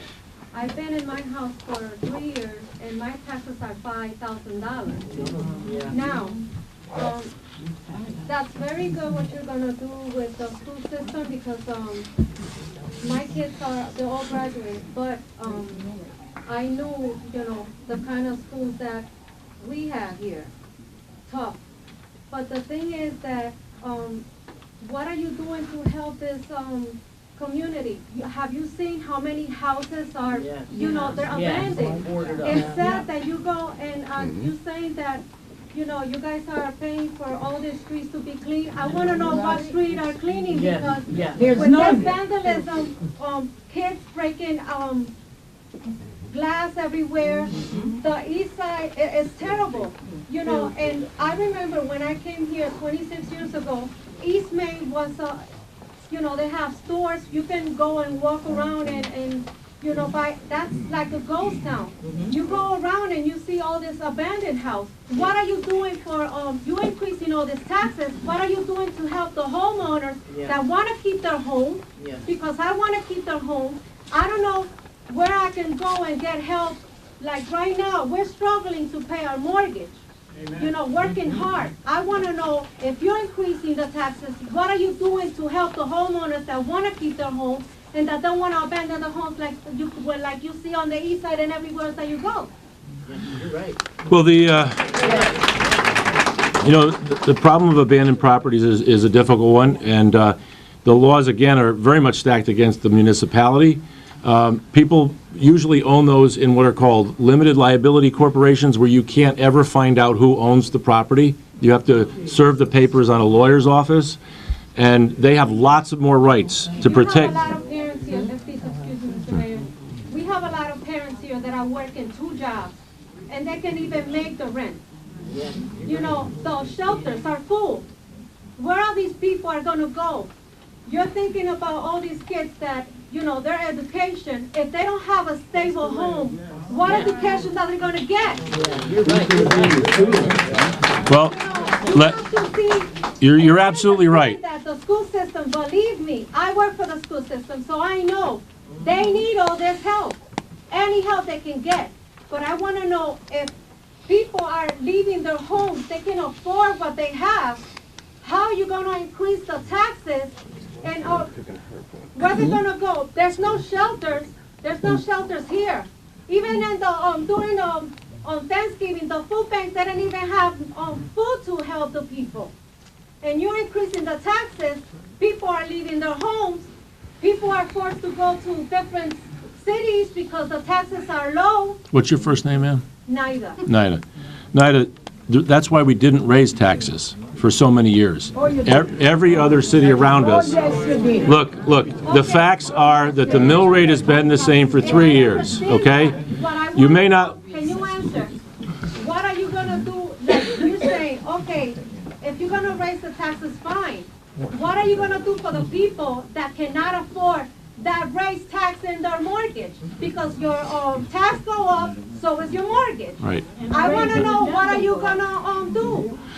Look, we're trying to grow the pie, right? We're trying to get jobs into Bridgeport. Steel Point is going to get started. There are new businesses that have moved in. We have lots of development going on in downtown, which have created jobs. We're going to have a very aggressive school rebuilding program. That's going to create jobs. This lady jumped her turn, but I'll answer it. We have a minority business office in the City Hall that I established. 75% of the people that built the Discovery Magnet School were local people and minorities. 75%. You never had 30% before I got elected. I did that, and I'm going to continue to do that. And I'm going to hold the construction companies liable, and I blacklist them when they don't do that. I put them on a list. I debar them when they don't give me enough people from Bridgeport working on the job, especially minorities. So we're doing these things. It is a difficult time. I just want to remind everybody, we're asking for shared sacrifice. We're asking for shared sacrifice for our children. We have never asked you for that before. We have kept taxes level. Now we're asking it for one reason. That's not true. We're asking it for the children, and it's going to the schools. And it's a vital opportunity for us. Why don't we go with this gentleman over here? I appreciate it, thank you. There's a couple of things I want to address. The first thing is, to the superintendent, and I have to go to Mayor. How is $250 million in tax money educate our people here? I mean, you're saying that we want to build more schools. Right now, we have Harding High School there. What are we going to do with that building? Well, we're actually going to tear it down and build a new one. Because the state's providing 80% of funding. Pardon me? How much is that going to cost? Well, it's, I don't think that that they've allocated, that they finalized the number, but it's the state-funded program. So we want to take advantage of the state dollars, just like Fairfield and all these other districts do. The state dollars should come back to us. So the more school construction dollars we can get from the state, because if it doesn't go to me, it's going to go to somebody else. We might as well bring the Bridgeport. But generally, to build a high school like that, it's generally the costs are upwards to $50 million. Most of the money comes from the state. I understand. The only reason I add to that is because the mayor, in his biggest challenges, he said, and I quote, failing school system, invest in education for our kids. I understand that we need, teachers that are held accountable. Right. And I understand that for the last, you guys have done like 10 math curriculums that don't work. Not me. Let's find one that works. That's easy. How about have one? We will. You have one? How about have just one curriculum? We'll have one next year, and it'll work. Okay, so that's what we need to do. Absolutely. Spending this money. You couldn't get that. I agree. You couldn't get that till he was there and you had an appointed board. They weren't going to do it. Can you also do me a favor, write my name down? Yeah, what is it, sir? What is it? Joe Santos. Joe. Santos Construction. Because I've been here for 45 years, living in this city. I've been self-employed, licensed, insured, and I've been trying to get jobs for this city. I call, and I never get an answer back.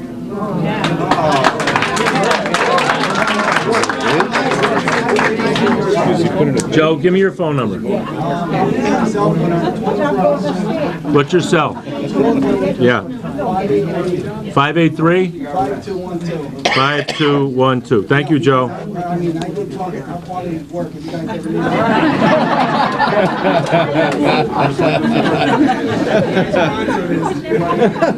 The other question is, well, I brought my son because I wanted to make a point here, because we have to look at this in the, not the short term, but the long term.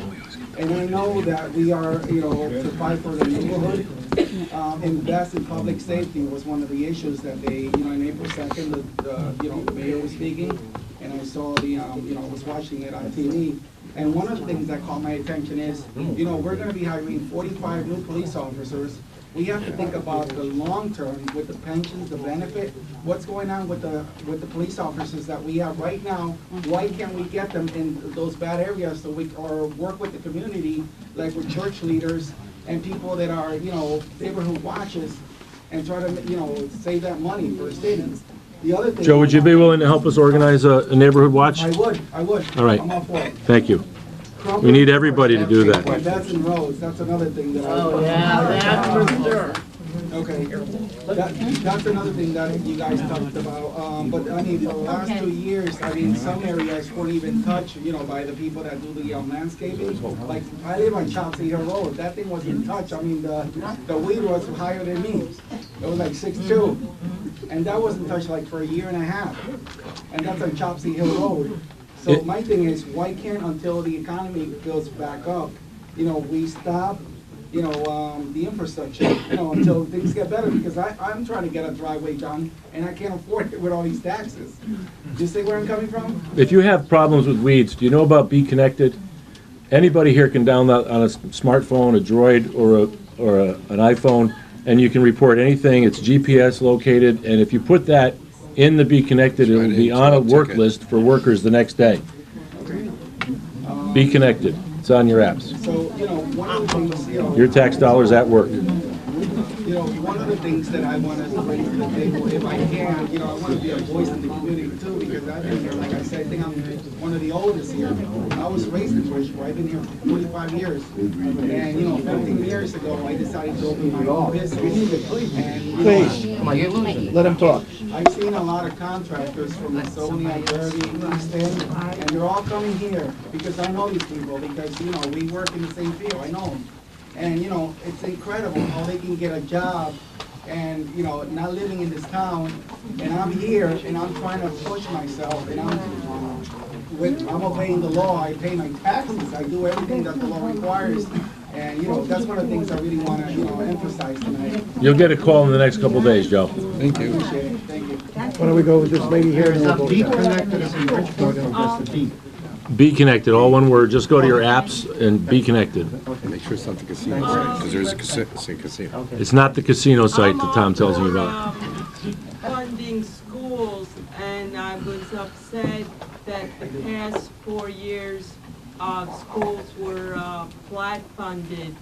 But I don't think we need a tax increase, because I think that you can make cuts in other parts of the budget. Why do we need 2 city halls? I think that this is one of the few cities that has 2 city halls plus McClevey Hall. And before Ganem, we didn't have 2 city halls. If we consolidated down to 1 city hall, we could get, like, we're freeing up buildings. save a lot of money and also get money from the sale of the building. And also, why do city employees need raises? You gave raises, that could be cut too. We certainly will revisit that and ask the unions not to take their wages if necessary. This budget contemplates for 1.8% increase across the board on average. In terms of the city halls, Beth, that's a great point. I appreciate it very much. We are doing that already, however. McLeavy Hall is empty and for sale, and 948 Main Street is soon to be emptied and soon to be for sale. We are consolidating the square footage more than ever before, We're doubling up people in offices, and we're using what we have, and you're absolutely right to suggest that, and we are doing that, and we could give you more details on that at another time. Yeah, and Beth, what we did too, at the mayor's direction, was we shut down, the school districts used to have 2 offices. We consolidated, so we're vacating. We're actually vacating the building, and the city's selling the building that we're occupying. Remember the old bank building, the vault? We want to open the vault, we want to know what's in the vault. Anybody know the combination? We ought to get Ronaldo Rivera out there. Yeah. Well, that'd be nice. But what we're gonna do, Well, by the Ronaldo. start of next year, everybody will be moved in the old City Hall building. The entire school district's operations will be in that single building, and we'll be downsized by about 1/3. First year. But there's still 2 city halls. There's Lion Terrace and. We did a facilities assessment, Beth, and we're getting rid of stuff that's less efficient and more costly and consolidating in 2. So the overall square footage is exactly what you want, is going way down. And we're bringing money in by selling the buildings. Thanks. John? Thank you, Mr. Mayor. Dawn, Tom, Mr. Vallis. Mr. Vallis has seen me at a bunch of meetings. He's a good thing to be happening to the city. I truly believe it. Absolutely. And I believe it because what you're passing tonight is a $24 million budget request. He's asked for $7 million. That's a 5% increase that he put into his budget over what we were putting in before, although I don't know why 140 million was used. We'll talk about that tomorrow. And the state is putting in 2.5% more, and that's good. But they've been putting in 80%. So when you get people from the outside, people are not happy with Paul Timpanelli and others looking in. But it's their 80% money that they're putting in. They ought to be looking at it. So Mr. Vallis has pledged open, accountable, transparent. Using the internet. Okay? Now we're getting laughter up here because the mayor says he's the mayor of accountability. He went to the charter meeting and told them that, okay? But there are some things he hasn't told us. And where's mine? If you want to know where the money is, Pat Party said it before. We have 4.5, 5 million. Take all the vacant positions out. Sue Branley's on the budget and appropriation. Just take them out, vote them out. Because you can't tell where that money's being spent during the year. Because we don't get a 12-month report. Mr. Latin says we do. He did when he was on the council. Mr. Latin? I'm sorry. Mr. Crossan, sorry. I have a passion for this, which I guess you don't. But we don't get a 12-month report, okay? When you don't get, Mr. Santos still here? He's not here. When you don't get a 12-month report, what don't you know? Nothing. You don't know whether there's a surplus or a deficit. Thank you. You gotta wait, it's being suggested you wait for the audit. That's 6 months later. In the meantime, you don't know what each line item has been spent. So before she leaves town, we have a book here, which I've been through extensively, but not thoroughly. But Ms. Norton, who is finance director, and I don't know, probably put this book together. But no, you I did? did that. You did. Okay, so the mayor says 4,300 employees. The book says 3,500. How many employees do we have in the city? You're counting Board of Ed, you're not counting grants. He's talking overall with grant support. That's general fund. Okay, so this is education. It's general fund.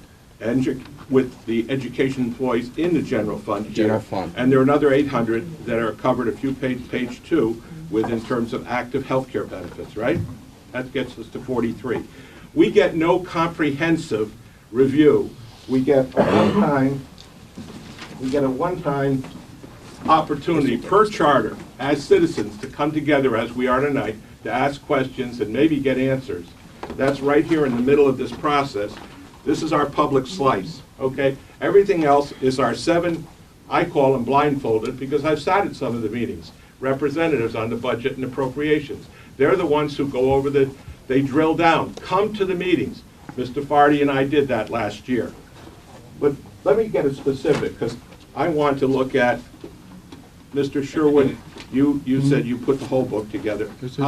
How about How about Controller's the- office? How about the controller's office? Did you put that? How are they off one position and the total's 8, and they say 8 listed and there's a 9 total? That's right. So there's a math error. That's a small issue. 2 points off. It could happen any place. Then we've got. No, there's not a math there, let me explain it. What it is the budget has, again, 1,300 employees. If I put every single one listed by each position, example, police department, I'd be putting police officer 268 times, because that's how many police officers we have.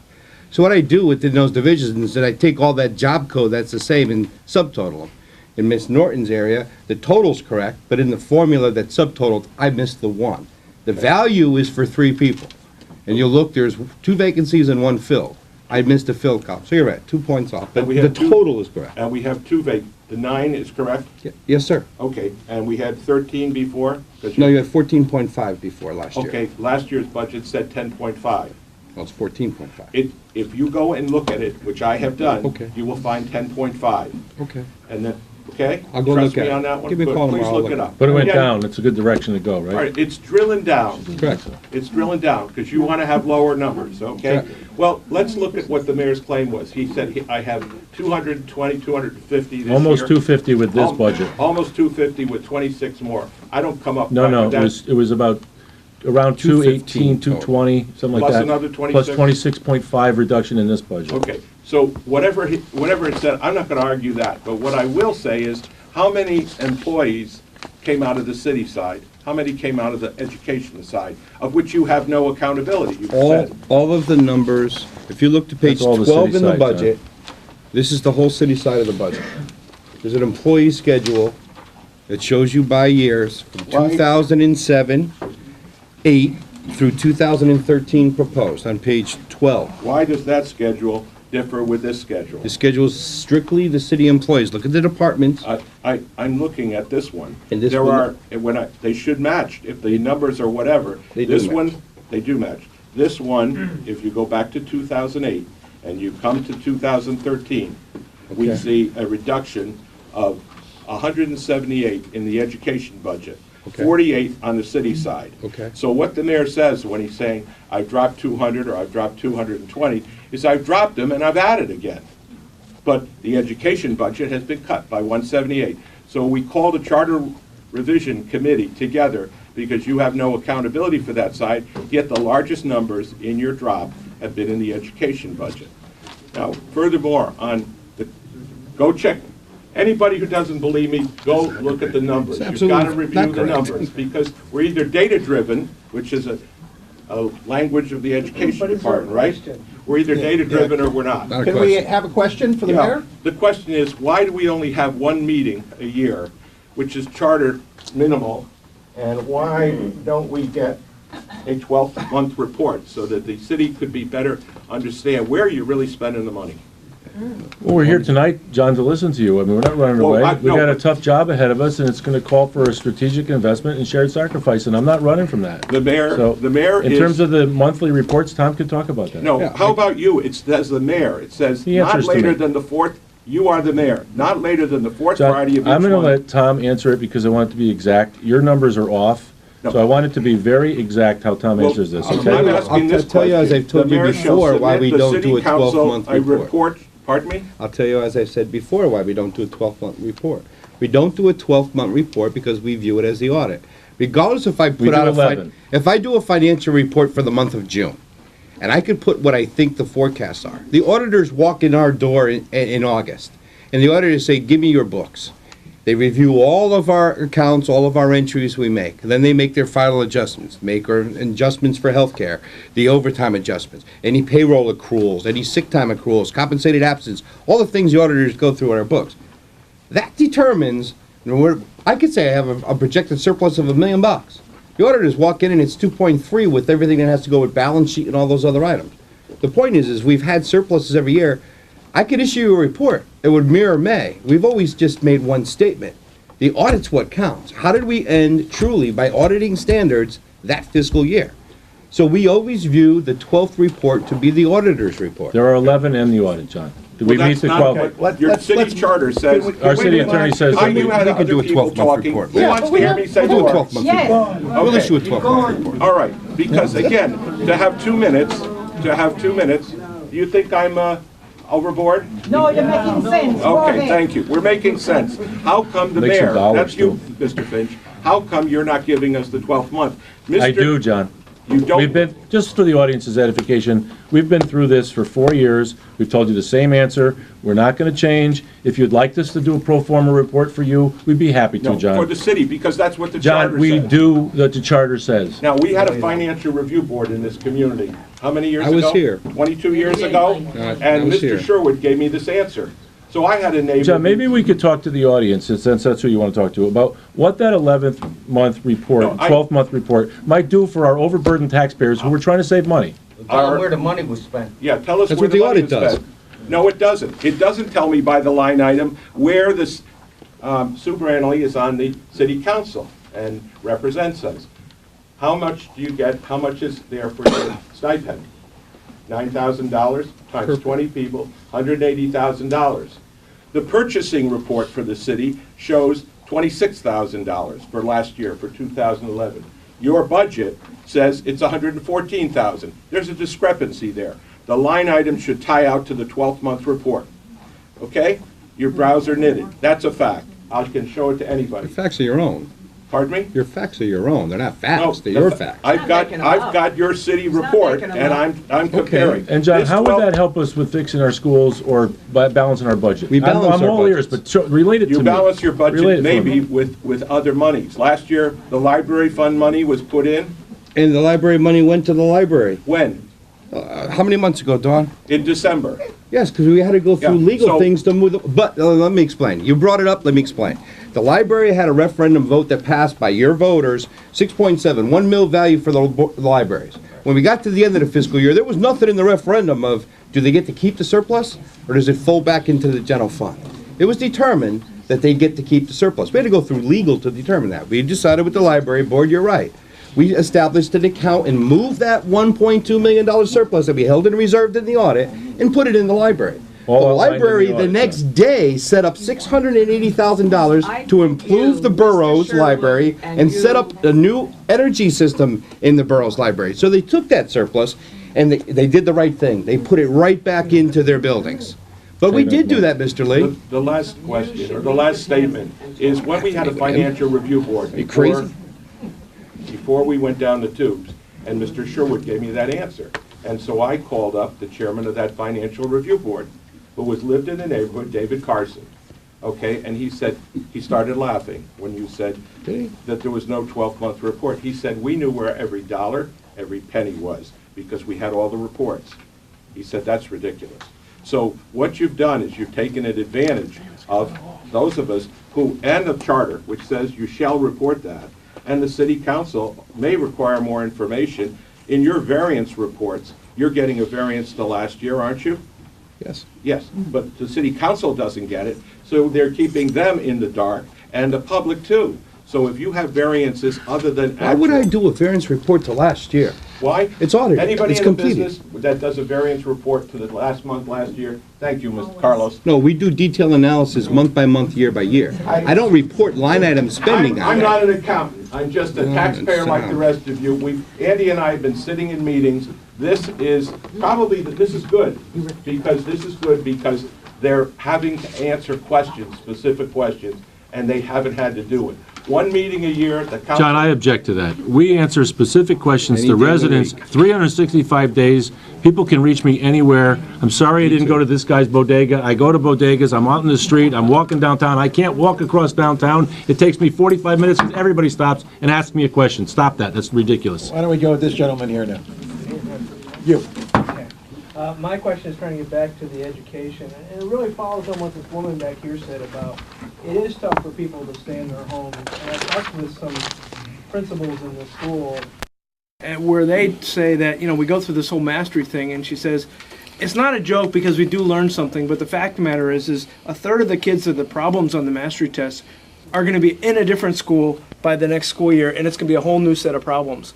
So that has something to do with ability to stay in homes, stability, and it has a direct impact on education. So what can you guys do together on that? Real simple, and you know, I spent time as an instructor in service, so I believe that standardized curriculum, standardized interventions, things like that. By moving to a common a common curriculum aligned with standards, pre-K all the way through college. All the way through high school. When the kids move, the kids are benchmarked the same way. So in other words, they don't have to start all over again. Okay, so, and what that does is, first of all, we try to find any way we can to keep the kids from relocating. You know, the amazing thing is, kids who are in the same school 2 years or more, consecutive years or more, do like a third better, and sometimes even greater than the kids that are moving all the time. So the idea here is to have a common curriculum with common interventions. So a child moves, sometimes not one school, 2 schools, and in New Orleans, we had kids enrolling every single day. And then 50% of the families changed phone numbers from year to year.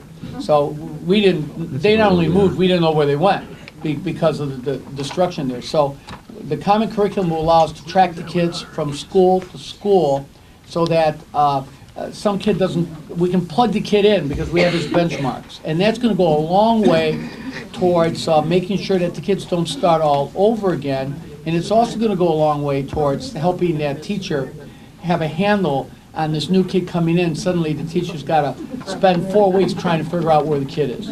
Okay? Who would like to finish up? Just go with this lady. I'd just like to say, I think a lot of people here are involved with the budget to a certain extent. I think a lot of people here are also, in Bridgeport in particular, are really, really hurting financially. And I think anybody can appreciate how bad it is for some of these people. I think that one back there was talking about the homes that were foreclosed. What she was talking about was people had to leave these homes, and where were they supposed to go? With when they had to leave their own homes, there's nothing set up in Bridgeport for people like that. More and more foreclosures. I mean, yeah, we live in Black Rock, big deal. But you drive down any street, and you'll see the houses that are up for sale now because the taxes are so high. People that spent their lives in Black Rock have to move out now because they can't afford the taxes anymore. I think that's outrageous. And you talk about houses in Bridgeport, Black Rock has great views. Not all the houses in Black Rock have great views. But very few of the houses in Black Rock have great views. And we're all paying for it. Condos in Black Rock, where they have 43 units, $6,000 for a one-bedroom condo a year, outrageous. There's things that people don't really, they don't realize how tight money is. You don't know how tight money really is in Bridgeport. We do know how tight money is. You're not savvy. Well, can I talk? Can I? You're the mayor. I'd like to tell you what your chief elected official thinks, if you don't mind. Because I know a lot of people are upset and they don't want to talk and they don't want to dialogue. What I started out, and I want to remind you, that we have a strategic opportunity to make our laughingstock schools nationally recognized for the reforms that Mr. Vallis can bring to us. I know this is asking a lot. That's why I never asked this of you before. I never asked you for a tax increase like this before. I'm asking it because it's for the children. We have an opportunity here that is a unique and historic opportunity. If we blow it, shame on us. We can't afford it. Well, I'm asking you to afford it. I'm asking you to deep down. I know it's going to be a struggle, but if it weren't for this strategic opportunity for our schools, I wouldn't ask you. And that's why I never asked it for you before. I can't afford it. You have one question. You can't. $100,000 a year. You want to say thank you? Huh? You want to say thank you? I think Pat's talking about wrapping up. I can stay for a couple more questions. Pat, say 10 after 8. We need a new mayor. I got a question. You get a chance to do that, you know. If the bulk of the people don't want to do this, We have to do that. I understand. We can't live like it. but I'm proposing it. We don't want to forget Andy, tell me. Yeah. Be on the blog tomorrow. Andy? We have to vote and get a new mayor. We can't live like it. Mr. Mayor, I want to ask, how did the police department overtime get so out of whack to the point that they're like 2.5 million over budget, somewhere in that area? And yet we have less and less people on the police on patrol. We have 21 cops on patrol per shift. Where did all, and I talked to a lot of the street cops because I used to work with the cops. And they're wondering where all that overtime went because they're not getting it. So it must be going to the upper ranks. And that's where they're getting it. I mean, you have a training officer that made $148,000. but we're so far in overtime. Where's that money going? We have 105 patrolmen, we have 105 sergeants. What do we have, 1-to-1? The normal span is 1-to-8. Now, the other night, Those numbers aren't correct, but we can get you the You correct have ones. 37 sergeants. You have 37 supervisors, I'm sergeants. sorry. But the point is, where are they? Yeah, I know, you can put your rise up. But you have 37. The other day Say you the said right about number. the cost that they get police overtime was because of the murders. I didn't say That's that. baloney. I didn't say that. You I did say that. I said a large part of overtime differential causing the overage is due to the rash of crime, and look at the results, though, that we get on the arrest of those criminals. Let me make a suggestion on this. That's a very valid point. I don't think we can address it now, but I'll have the chief at the next Chief meeting. can I'm do it. sure you'll be there. I would like to have some more answers too. be there. But let me just say, one of the vacancies that I'm being criticized for having is an assistant chief. The You got assistant, five, Bill. no, those are deputy, Five. those are deputy chiefs. The assistant chief is their sole job that they're gonna be, awarded or penalized for, and monitored on, will be on controlling this overtime. Okay. And I know there's more savings I there, understand that. and I'm gonna get you more savings. But the I just don't know how much. Why do we have 5 deputy chiefs at $110,000+ that aren't doing squat? Well, I'm gonna get you that answer at the next meeting. I don't think right now. I'll be at the next meeting. We'll get the All right. chief here, Fair enough. all right? And we'll get Fair more, enough. and I urge you all to come to the next meeting, which is when? I don't know, I think it's the 19th. I think the next one's 19th at North End. The next meeting believe it's the is This is just a budget, but it's the 19th. the 19th. Jim, 19th at North End School? North End Library, I mean? Over there. That man over there. This gentleman here? He's got his hand up. And this gentleman here has his hand up, and that's what I'm All right, we got one monitor, guys. We got one moderator. Let the moderator work. Come on. Thank you. He's just taking his hand down. We're trying to get to everybody in the room, so we're just trying to keep order, okay? Thank you. All right, I see in the paper all the time that I'm being told by the city that our taxes have not gone up in 4 years. Well, my taxes have gone up a lot in 4 years. Mine too. Yes, mine too. How many people 3 in times. this room has gone up a lot in the past 4 years? Raise your hand. 3 times. Yeah, so I don't know what all this statement is about. How taxes stayed the same for 4 years. Is that a lie? Or is that just a misrepresentation? I'll stand by my statement I've made for the last several years. The mill rate has not changed, okay? Revals were 3 years ago. This is why we should do one more, and that's it. One more. That's it. Why? Why don't we talk to this young lady here? Get out. He's the moderator. I just have one question. I'm a Bridgeport teacher, and I actually do a good job, and I love my job. Thank you. Mr. Ellis is doing a great job so far. I'm very happy with. What school? I'm at Bryant. Oh. My question is, if you're here for a year, is that correct? It's, I don't take long-term contracts, I go year to year. That means you're not stuck with a big payout if you're not satisfied with it. So what happens after a year when the taxes go up and somebody new comes in, and what if there's a change? Well, what I'm doing, just so you know, is we're locking into a 5-year balanced budget plan, okay? And we don't expect another increase after this year, okay? All the other. Everybody hear that? All the other savings we're working with the city through efficiencies, and we're gonna. We're trying to make this a one-time So investment. that's number one. Number That's what you all say all the time. Number It's not two, true. we're laying out an education plan, Say, because once thank we you for do the coming. curriculum structural reforms and Take this reorganize the one high back. schools, and do to do the dual enrollment, early college stuff, that's locked in.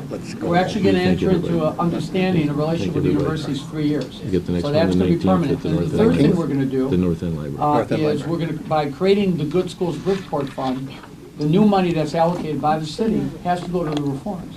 If the school district or some future school board doesn't do what we committed to, the city can pull the money. I didn't do that. So it Didn't go does that not far go into yet. the base. Because in the past, anytime you 2 increase points, funding 39 for the points. schools, and this is why I think part of the reason was there was reluctant to do that, is it's there. 7-1. It's like permanent. It's like, it's like a rock that you can't move.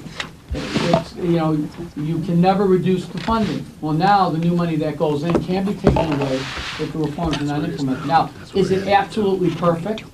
The answer is no. But I'll tell you, you're gonna have an opportunity when the mayor's charter is up to decide whether or not you want to give the mayor more, controlling, actual control over the schools, so he can ensure that there's accountability, because at the end of the day, he gets elected.